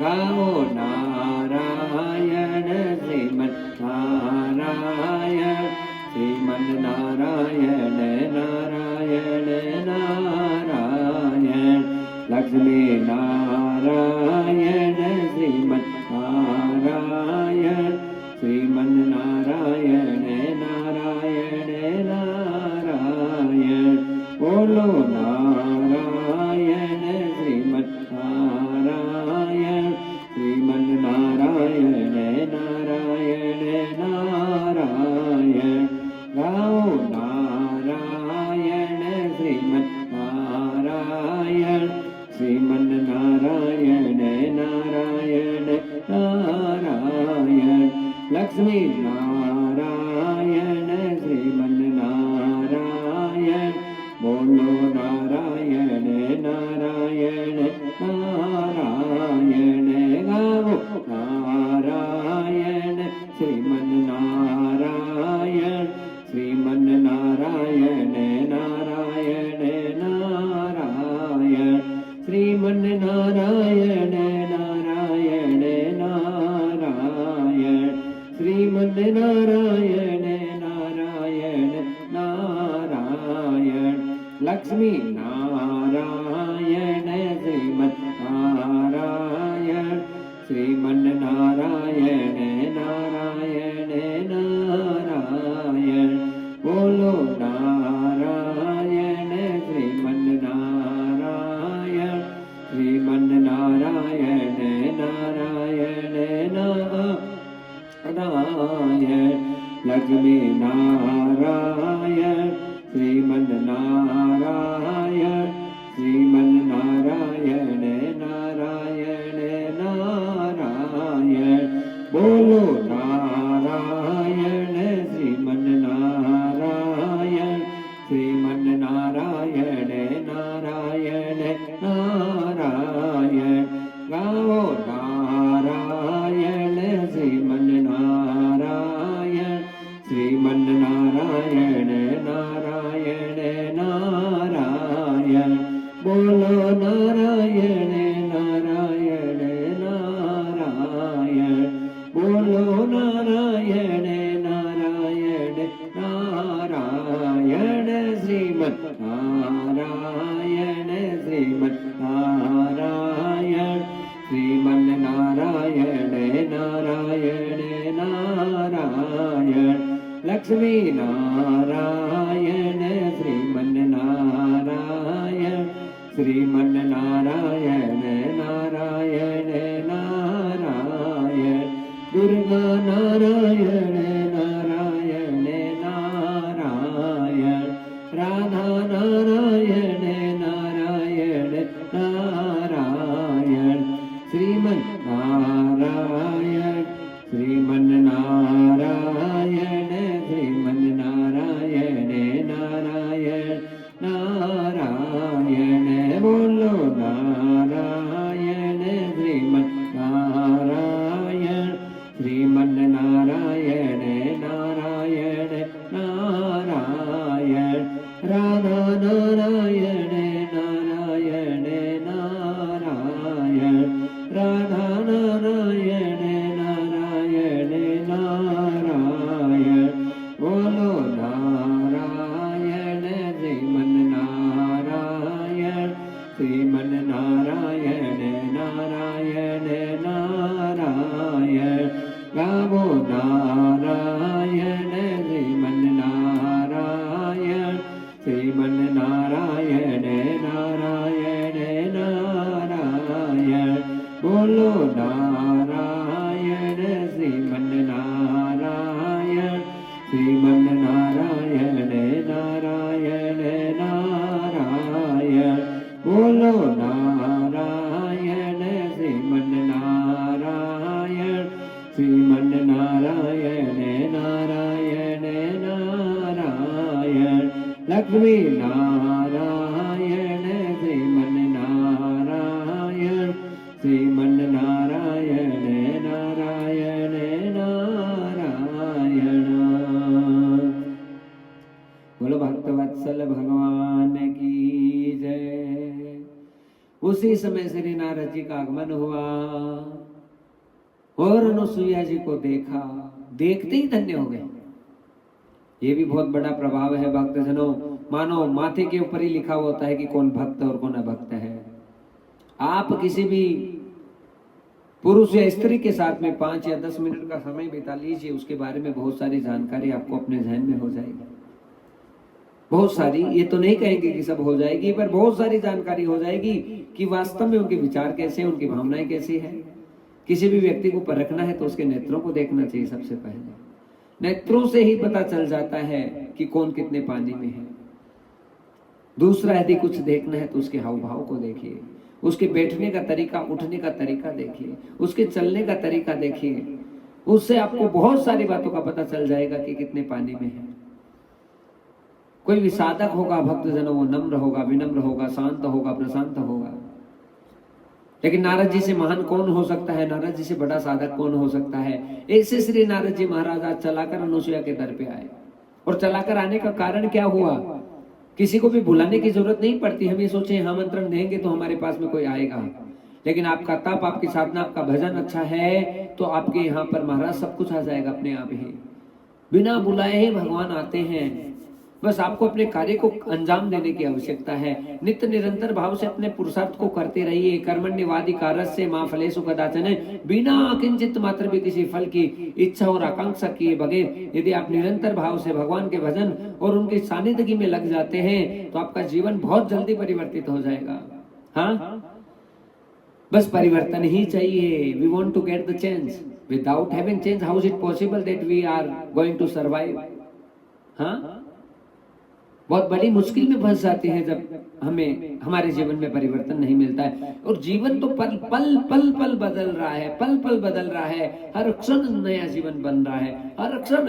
अरे महाराज 4:35 पे आपका मन कैसा था और 4:36 पे कैसे रहेगा, आप ये सोच लीजिए। हाँ, फिर 4:37 पे मन की क्या स्थिति रहेगी? ये समय इतना फास्ट निकल रहा है भक्तजनों। लेकिन जिसने वर्तमान को महान किया उसका भूत भविष्य सब महान हो जाता है।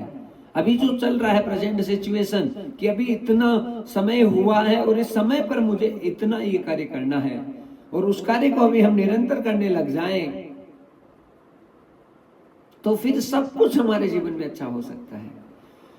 दुख और संताप ऐसा कौन सा कार्य है जिसमें नहीं आ सकते हैं? अरे केवल प्रभु कार्य ही सबसे सरल कार्य हो सकता है। जब हम ये भाव बना दे कि हमें कुछ नहीं चाहिए, हमारी कोई इच्छा नहीं है, कोई आकांक्षा नहीं है, कोई कामना नहीं है, हमारी कामना केवल और केवल प्रभु का गुण गाने की है। प्रभु का गुण गाने की जिसकी भी इच्छा हुई है, प्रभु ने उसे अवसर प्रदान किया है। और अवसर प्रदान भगवान के द्वारा किया जाता है, पर उस अवसर को भुनाया कितना जाता है तो मानुष के ऊपर निर्भर करता है भक्तजनों। यदि हमें बहुत अच्छा अवसर प्राप्त हो गया भजन करने का, अरे महाराज उस समय अपने किस्मत को एकदम ये कहना चाहिए कि आज मैं सबसे बड़ी भाग्यशाली हूं, आज मेरा सबसे बड़ा ये भाग्य जागृत हो गया कि मुझे भजन करने का अवसर प्रदान किया है। सबको परमात्मा इस कार्य के लिए नहीं चुन सकते हैं। भगवान उसी को चुनते हैं भक्तजनों जिसके अंतःकरण में शुद्धता है, जिसका हिवड़ा पवित्र है, जो कभी किसी के लिए छल कपट की भावना नहीं रखता, जो कभी किसी के लिए ईर्ष्या की भावना नहीं रख सकता, जो कभी मत्सरता की भावना को अपने अंतःकरण में जागृत नहीं करता। केवल और केवल जीव मात्र से सबसे प्रेम करना जिसको आता है, जो सबके प्रति अच्छी भावनाओं को जागृत करते हुए जो भगवान की सेवा में परम भाव से, सहज भाव से एकदम समर्पित रहता है भक्तजनों, भगवान की कृपा केवल और केवल उसी के ऊपर होती है। माता अनुसुईया ने जैसे ही नारद जी को देखा, नारद जी ने अनुसुईया को देखा तो दोनों ही धन्य धन्य हो गए। नारद जी ने कहा, माते हम इतनी दूर से चलकर आए हैं, हमें बड़ी भूख लगी है, आप भोजन इत्यादि की व्यवस्था कीजिए, प्रबंध कीजिए। माता अनुसुईया बड़ी प्रसन्न हो गई नारद जी की वाणी को सुनकर और कहने लगी, हे मुनि, आपके भाग तो पता नहीं जागृत हुए या नहीं हुए, मैं अंतःकरण से महसूस कर रही हूँ कि मेरे बहुत बड़े भाग जागृत हो गए कि आप हमारे इस आंगन में पैर रखे। न विप्रपादोदक कर्दमानी, न वेद ध्वनि गर्जितानी, शमशानी तुल्यानि ग्रंथानी। ग्रह हमारा घर तभी स्वर्ग बन जाता है, सब तभी वैकुंठ बन जाता है भक्तजनों, जब किन्हीं दिव्य महापुरुषों का आगमन समय समय पर होता रहे।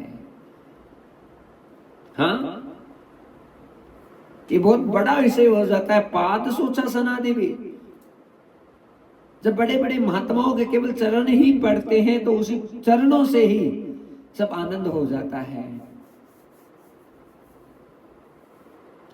हाँ,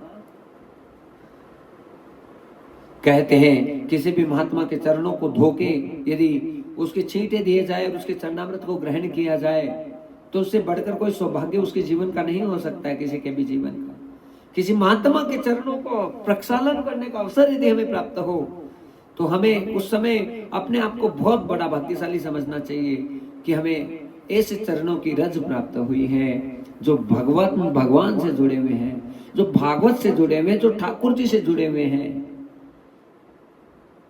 व्यक्ति विशेष की कोई प्राथमिकता नहीं है संसार में। व्यक्ति को तो तब पूजा जाता है जब उसके कर्म महान होते हैं। ऐसे व्यक्ति की पूजा कहाँ पे बता दीजिए आप? हाँ, अरे कितना ही सेंट लगा के आ जाओ, कितनी टाई पहन के आ जाओ, कितनी सूट बूट में आ जाओ, कोई पूछने वाला नहीं है। लेकिन उसी व्यक्ति की महिमा मान हो जाती है जब वो भारतीय वेशभूषा को धारण करके एकदम चौड़े धड़ल्ले के साथ में बाजार में निकलता है। उसके माथे पर पगड़ी सुशोभित है, उसके अंगों पर सुंदर सुंदर महाराज कुर्ता और धोती जो है आनंद करा रही है, दुपट्टा गले में है। 10-20 तो प्रणाम करने वाले ही मिल जाएंगे। हाँ, केवल वेशभूषा को ही प्रणाम हो जाता है। अब व्यक्ति की महिमा कैसे बढ़ी? आप कितना ही चाहे महंगे से महंगा सूट पहन के चले जाओ, 20,000 का, 50,000 का, आपको कोई राम राम करने वाला नहीं मिलेगा। राम राम वही करेगा जो आपको जानता है, बाकी कोई किसी को किसी से मतलब नहीं है। और वही यदि आप भारतीय परिधान में जाएं, कोई संत वेश में जाएं, कोई भक्त वेश में जाएं, तो आपको राम राम और नमस्कार करने वालों की, आपसे नमस्कार करने वालों की कमी नहीं रहेगी और आपका जीवन धन्य हो जाएगा। माता अनुसुईया कहने लगी, हे नारद जी, मैं धन्य धन्य हो गई कि आप मेरे आंगन में आए। हे नारद जी, मैं जरूर आपके प्रसादी का प्रबंध करती हूँ, आप हाथ पांव मुंह धोकर बैठ जाइए। नारद जी बड़े प्रसन्न हो रहे हैं और माता अनुसुईया का प्रभाव जानने लग गए हैं। प्रभाव और स्वभाव दो बातें हैं भक्तजनों जो की कई बार बता दी गई है। प्रभाव तो हुआ अनुसुईया का, लेकिन स्वभाव भी बहुत सुंदर है। शांत चित्तता है, एक रमणीयता है, एक अलौकिकता है, एक वैभवता है जो झलक जाती है भक्त में, और वो झलकनी चाहिए निश्चित रूप से। यदि आप भगवान के मार्ग पे हैं तो वो परिपक्वता आपके अंतःकरण में आनी चाहिए और वो महसूस होनी चाहिए। जो भी आपका दर्शन करे, जो आपके पास में आपके सानिध्य को ग्रहण करें, तभी जीवन महान होता है भक्तजनों। पर उपदेश कुशल है बहुतो रे। दूसरों को उपदेश करना आसान होता है,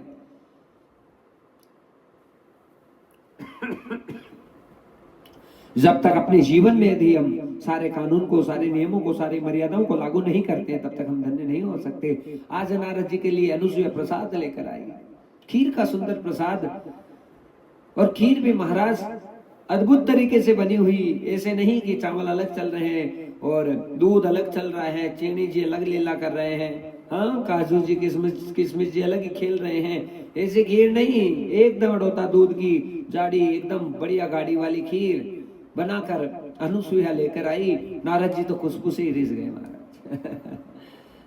संत का स्वभाव कितना निर्मल और कोमल होता है भक्तजनों। केवल नारद जी भाव से ही रिझने वाले हैं। भला भाव तो अनुसुईया के 1 नंबर के थे और भाव के साथ में प्रसाद में महान लेकर आई तो नारद जी की प्रसन्नता बन गई। पर नारद जी ने उस प्रसाद को साथ में ले लिया। अनुसुईया बार बार निवेदन कर रही है, नारद जी आपने प्रसाद लिया है, नारद जी मेरे सामने बैठकर आप इसको ग्रहण कर लीजिए, मुझे बड़ी प्रसन्नता होगी। नारद जी कहने लगे, भैया आज के लिए मुझे क्षमा कर दे, मैं पुनः चाहूंगा तुम्हारे घर पे बैठकर, जरूर मैं भोजन करके जाऊंगा, पर आज मेरी बहुत बड़ी मजबूरी है। अरे आज जो मैंने दृश्य देखा भैया, उस दृश्य को जब तक मैं वैकुंठ लोक तक ना पहुंचा दूं, सबके मन में खलबली ना मचा दूं, तब तक तो मुझे चैन पड़ने वाला नहीं है। और आज इसी भावनाओं से ओतप्रोत होकर श्री नारद जी महाराज वैकुंठ में आते हैं और सीधे लक्ष्मी जी के पास गए। अरे पुत्र नारद आ गया, पुत्र नारद आ गया। अरे पुत्र, आज तो मैंने बड़े भाव से तुम्हारे लिए तुम्हारी मनपसंद की सब्जी बनाई है, मनपसंद की रोटी बनाई है, ला पुत्र आजा बैठ जा, पहले भोजन कर ले, ग्रहण कर ले। नारद जी ने कहा मैया जी आपने मेरे पसंद का सारा खाना बनाया, सारा भोजन बनाया है, पर आज तो मेरे जिमने की इच्छा नहीं है। कहा रे पुत्र ऐसी क्या बात हो गई? हाँ, अरे इतने दिनों से आया है, क्या माँ के हाथ का भोजन नहीं करेगा? अरे माता जी आप बिल्कुल सही कह रहे हैं, पर मैं आज क्या हुआ कि नर्मदा की परिक्रमा देके निकल रहा था तो अनुसुईया का आश्रम मुझे नजर आया, और उस अनुसुईया के आश्रम में गया तो मैया मुझे खीर प्राप्त हुई, और देखो कितनी सुगंधमय खीर, आनंदमय, और वो अनुसुईया का प्रसाद ही आज मैं खाकर अपने जीवन को धन्य करूंगा। भक्त जनों, जब विप्र के द्वारा प्रसाद लेना मना हो जाता है, विप्र के द्वारा किसी चीज को ग्रहण करना मना हो जाता है, तो फिर उस स्थिति में समझ जाना चाहिए कि आपके सारे पुण्य क्षीण हो चुके हैं। आज यही स्थिति हुई कि श्री नारद जी महाराज ने महालक्ष्मी के प्रसाद को ठुकरा दिया और अनुसुईया के प्रसाद को स्वीकार कर लिया। यही संसार है। हाँ, तुम्हारा बल, तुम्हारा ऐश्वर्य, तुम्हारा तप, तुम्हारा वर्चस्व कितने दिनों तक संसार में रहेगा कोई नहीं जानता। जो खुद साक्षात महालक्ष्मी है उसके प्रसाद को ग्रहण करने के लिए नारद ने मना कर दिया। नारद ने कहा आज आपके प्रसाद को ग्रहण नहीं करूंगा, चाहे आपने कितना ही मन से बनाया होगा। अरे आज तो मैं माता अनुसुईया की खीर लेकर आया हूं, उसी का भोग लगाकर अपने जीवन को धन्य धन्य धन्य करूंगा। और उसी समय से ईर्ष्या जलन शुरू हो गई। अरे कोई दूसरा कुछ अच्छा कर रहा है तो उसे सराहिए, क्यों हम उस चीज को लेकर जलने लग जाते हैं अंदर से कि अरे वो तो हमसे श्रेष्ठ हो गए, हमसे श्रेष्ठ हो गए। यदि कोई हमसे श्रेष्ठ बनने की कोशिश कर रहा है तो बनने दीजिए। हमें हमेशा अपने नीचे वालों को देखना है। केवल हम ऊपर वालों को देखेंगे तो बड़ी परेशानी होती है महाराज। और कितने ऊपर ऊपर ऊपर ऊपर आप कल्पना भी नहीं कर सकते। आप उससे कितनी बड़ी बड़ी महानताएं, कितनी बड़ी बड़ी विभूतियां, हाँ, तो पहले से परमात्मा को प्रसन्न कर चुकी है, सारा आनंद कर चुकी है, तो हम कौन सी किस खेत की मूली हो सकते हैं बता दीजिए। नहीं, हम में कोई औकात और सामर्थ्यता नहीं है। बस इस बात को हम पक्का मान लें। जो भी आज यदि हमारे पास में कोई भी कृपा प्रसाद है तो केवल मेरे भगवान की दी हुई माया है, मेरे भगवान की हुई लीला है। उसके कारण से हमें सब कुछ प्राप्त हो रहा है, यह सब आनंद प्राप्त हो रहा है। आज माता अनुसुईया है, उन्होंने जो खीर का प्रसाद नारद जी को दिया था, नारद जी बड़े भाव से आहा कितनी मधुर खीर बनाई, कितनी आनंदित खीर बनाई, और ऐसी मीठी मीठी खीर को नारद जी ने संपूर्ण रूप से खटक लिया। और माता लक्ष्मी को ईर्ष्या बह गई कि अनुसुईया मुझसे श्रेष्ठ कैसे हो सकती है। बस यही हम में सबसे बड़ी कमी है। हम ये सोच लेते हैं कि ये मुझसे श्रेष्ठ क्यों हो गया, ये मुझसे श्रेष्ठ क्यों हो गया। श्रेष्ठ इसलिए हो गया कि इसका पुरुषार्थ तुमसे महान है, और तुम भी पुरुषार्थ करो तो तुम भी महान हो जाओगे। बिना पुरुषार्थ करे कोई भी संसार में बनता नहीं है, और पुरुषार्थ केवल भगवान का नाम है। रटते जाओ, रटते जाओ, रटते जाओ, रटते जाओ, रटते जाओ, छोड़ो ही मत। और जब इसी स्थिति को पकड़ लोगे प्राप्त हो जाओगे।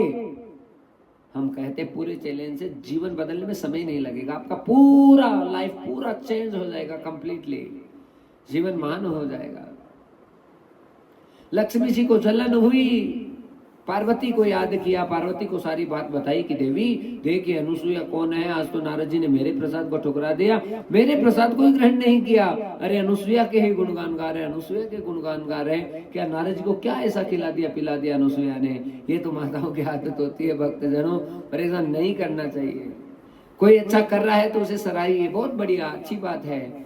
हाँ, आपसे कोई भी आगे बढ़े उसे और अंतःकरण से आशीर्वाद देना चाहिए। नाथ आपकी ही कृपा, आपकी करुणा है सब जगह की, सबके बढ़िया हो रहा है। भक्तजनों, यहाँ पर बहुत सुंदर लीला हुई। नारद जी ने खीर को ग्रहण कर लिया,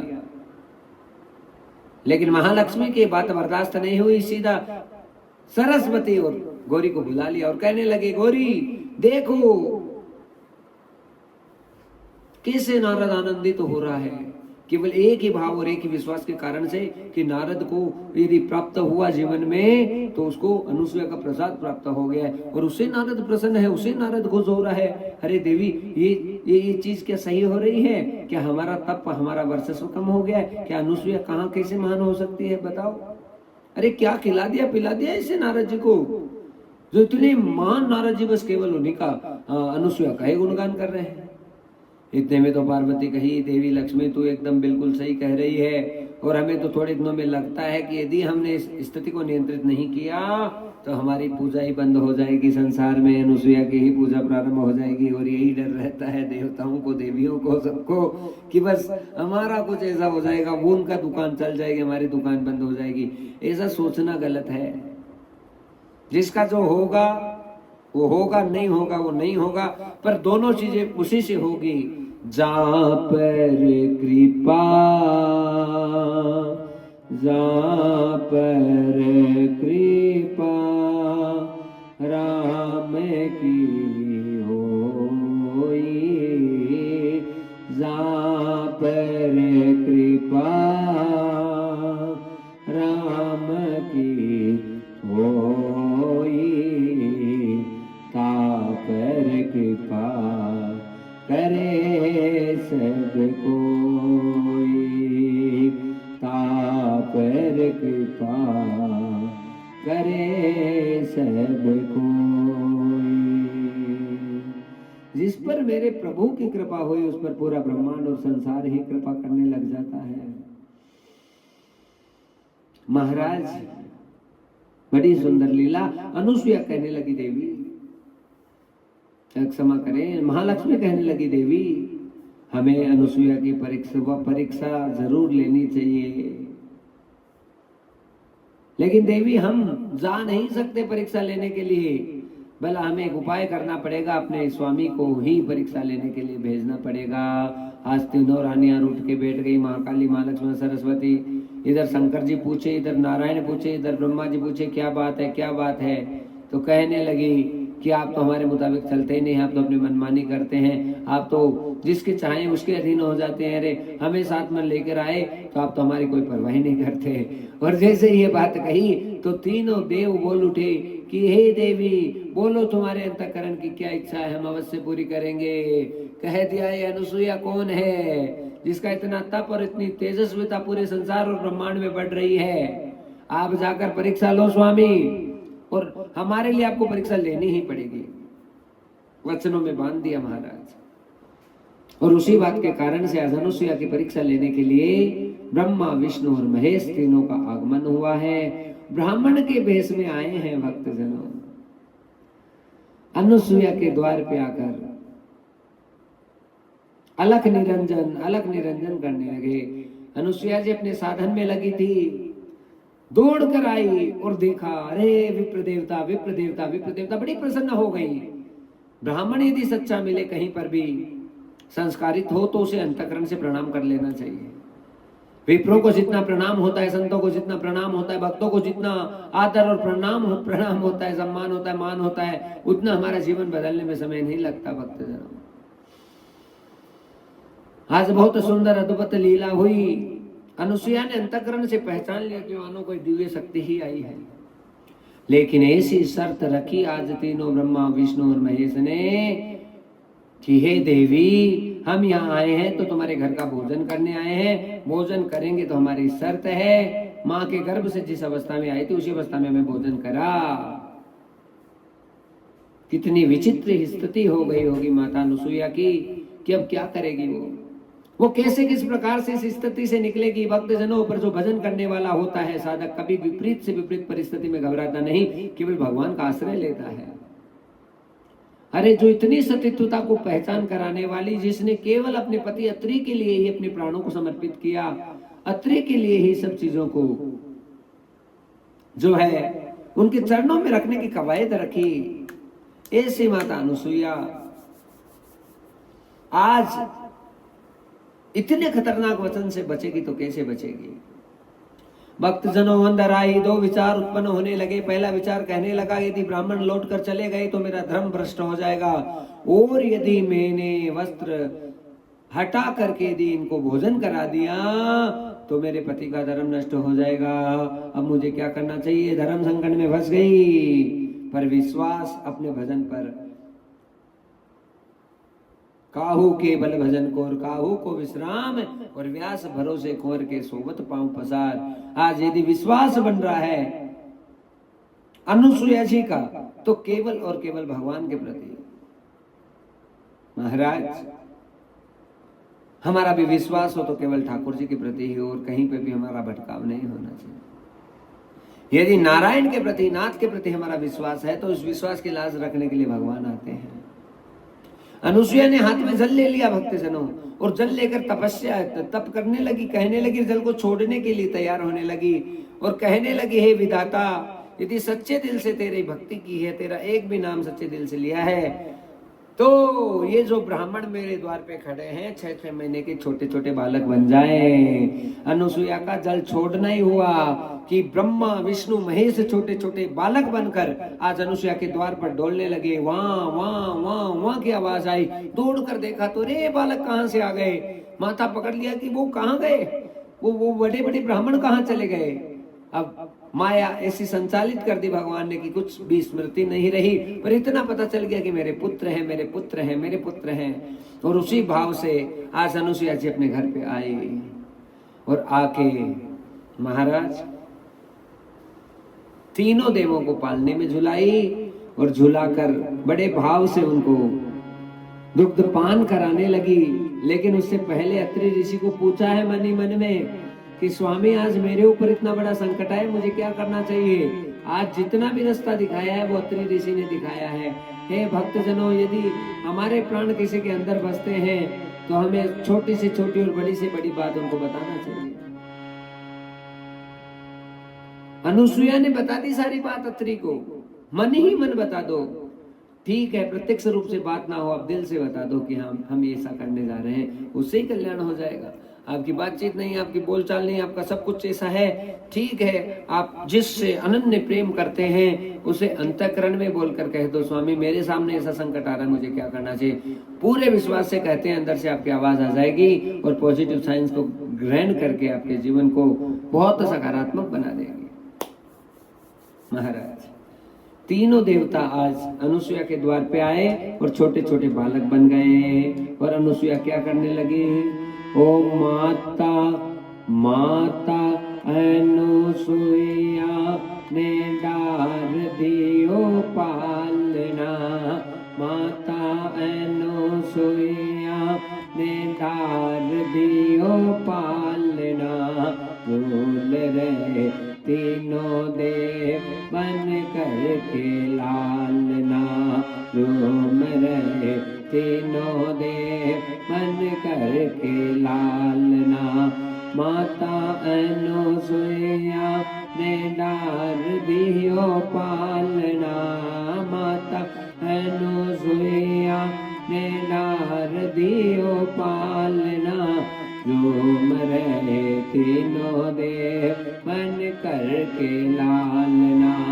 रोम रहे तीनों देव बन कर के लालना, बालक की भांति प्रभु रुदन मचाए, ब्रह्मा और भोले से संकेत में बताए, बालक की भांति प्रभु रुदन मचाए, ब्रह्मा और भोले से संकेत में बताए, प्रगटी है सतिया गलेगी ना दालिया, प्रगटी है सती प्यारी गलेगी ना दालिया, झूल रहे तीनों देव बन कर के लालना, झूल रहे तीनों देव बन कर के लालना, माता अनुसुईया ने डार दियो पालना, माता अनुसुईया ने डार दियो पालना, झूल रहे तीनों देव बन कर के लालना, झूल रहे तीनों देव बन कर के लालना, माता अनुसुईया ने डार दियो पालना, माता अनुसुईया ने डार दियो पालना, झूल रहे तीनों देव बन कर के लालना, झूल रहे तीनों देव बन कर के लालना।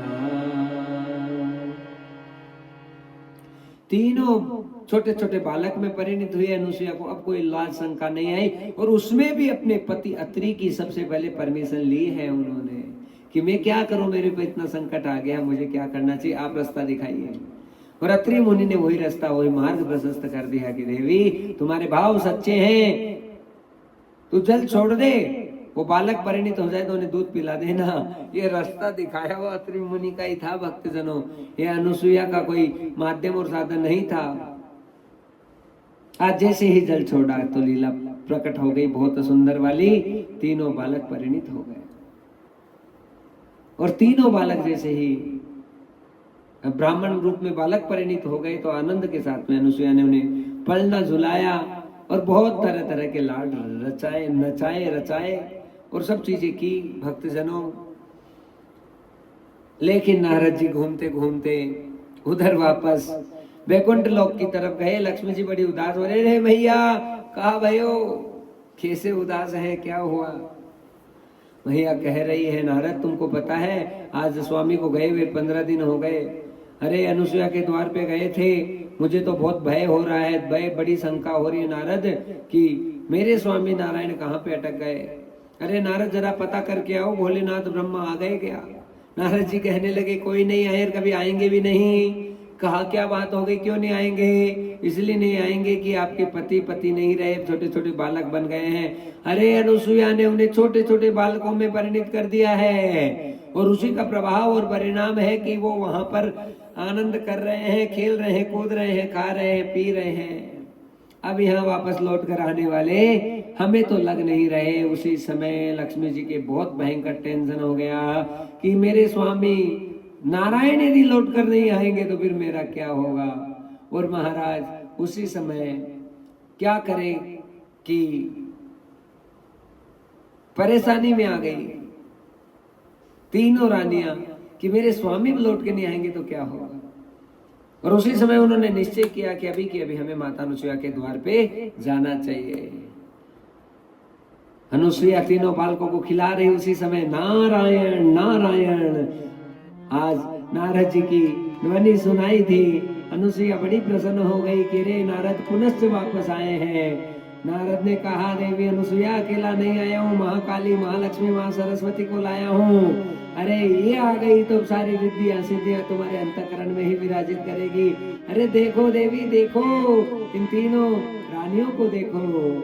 रानियों को पहले से ही कह दिया था कि अनुसुईया के प्रसाद में बहुत बड़ी ताकत और शक्ति है, यदि ग्रहण करना है तो उनके प्रसाद और उनके जल को ग्रहण कर लेना।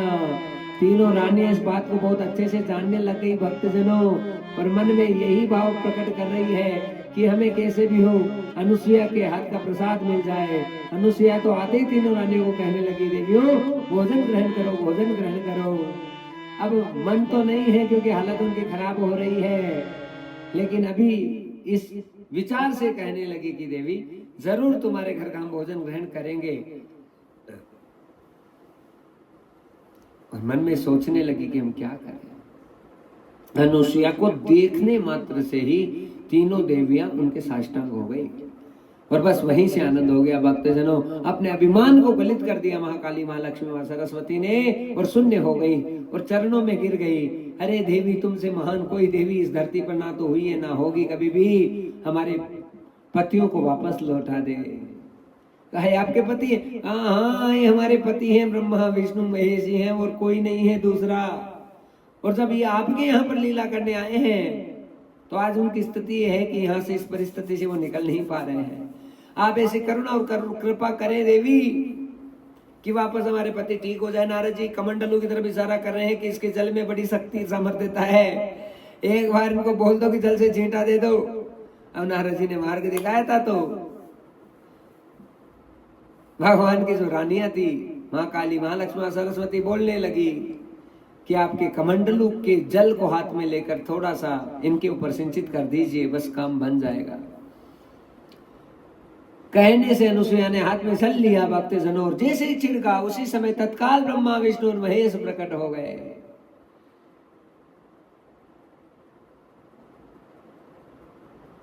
और ऐसा रूप और स्वरूप भगवान का कि आज अनुसुईया इस रूप के ऊपर मुग्ध हो गई, आनंदित हो गई, प्रसन्न हो गई, खुश हो गई।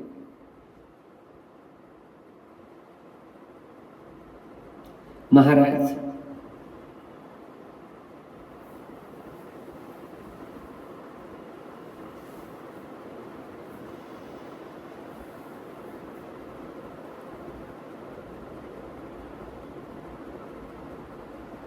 अनुसुईया की खुशी का ठिकाना नहीं है, क्योंकि ब्रह्मा विष्णु महेश के साथ माँ काली, माँ लक्ष्मी, माँ सरस्वती सब खड़ी है। भगवान नारायण कहने लगे, देवी तुम्हारी इस भक्ति से बड़ा प्रसन्न हूँ, मांग ले। कहा तो पुत्र रूप में है, मेरा बेटा ही बन जाओ, और तो क्या चाहिए मुझे। तो कहा हम दत्त के रूप में तीनों देव, त्रे मतलब तीन और दत्त मतलब भगवान का स्वरूप दत्तात्रेय के रूप में आज तुम्हारे यहाँ अवतार ले रहे हैं। और देखते देखते तीनों मिलकर एक छोटे से बालक में परिणित हो गए। उस बालक को अनुसुईया ने बिना गर्भ से जन्म दिए हाँ इस निराकार ब्रह्म को अपनी गोदी में खिलाया। महाराज वो अनुसुईया धन्य हो गई होगी। आज ब्रह्मा विष्णु महेश महाकाली माँ लक्ष्मी और सरस्वती सब बैठकर भोजन प्रसादी ग्रहण करने लगे और सबके जीवन की आनंदता व्याप्त हो गई कि अनुसुईया के हाथ का प्रसाद पाकर हम भी जीवन में धन्य हो गए। हम भी किसी संत महापुरुष का प्रसाद हमारे हाथ में आता है, किसी भक्त का प्रसाद हाथ में आता है, या भगवान का चढ़ाया हुआ ऐसा प्रसाद किसी अच्छे मानुष के हाथ से आता है। कोई गुटखा तंबाकू बीड़ी सिगरेट वाले के हाथ का प्रसाद खाएंगे तो बुद्धि खराब होगी, लेकिन किसी तपस्वी किसी ज्ञानस्वी भजन करने वाले के हाथ का प्रसाद भी साधारण प्रसाद नहीं रहता है भक्तजनों। और तभी कहा जाता है कि प्रसाद की बहुत बड़ी महिमा है। अनुसुईया ने इस बात को सिद्ध कर दिया कि प्रसाद से महान कोई चीज नहीं है। और आज बहुत बड़ी प्रसन्नता का द्योतक बन गई। और भगवान यही कह रहे हैं, श्री व्यास जी भी यही कह रहे हैं, सुखदेव मुनि महाराज भी कथा में यही कहेंगे, शंकर जी भी यही कह रहे हैं। सब जगह की चर्चा हो रही है कि जिसने भी संतों की सेवा की है उसको बहुत बड़े फल की प्राप्ति होती है। इतनी अद्भुत ये कथा माता अनुसुईया का चरित्र हमने श्रवण किया, अपने जीवन को धन्य किया भक्तजनों। बोलो सद्गुरुदेव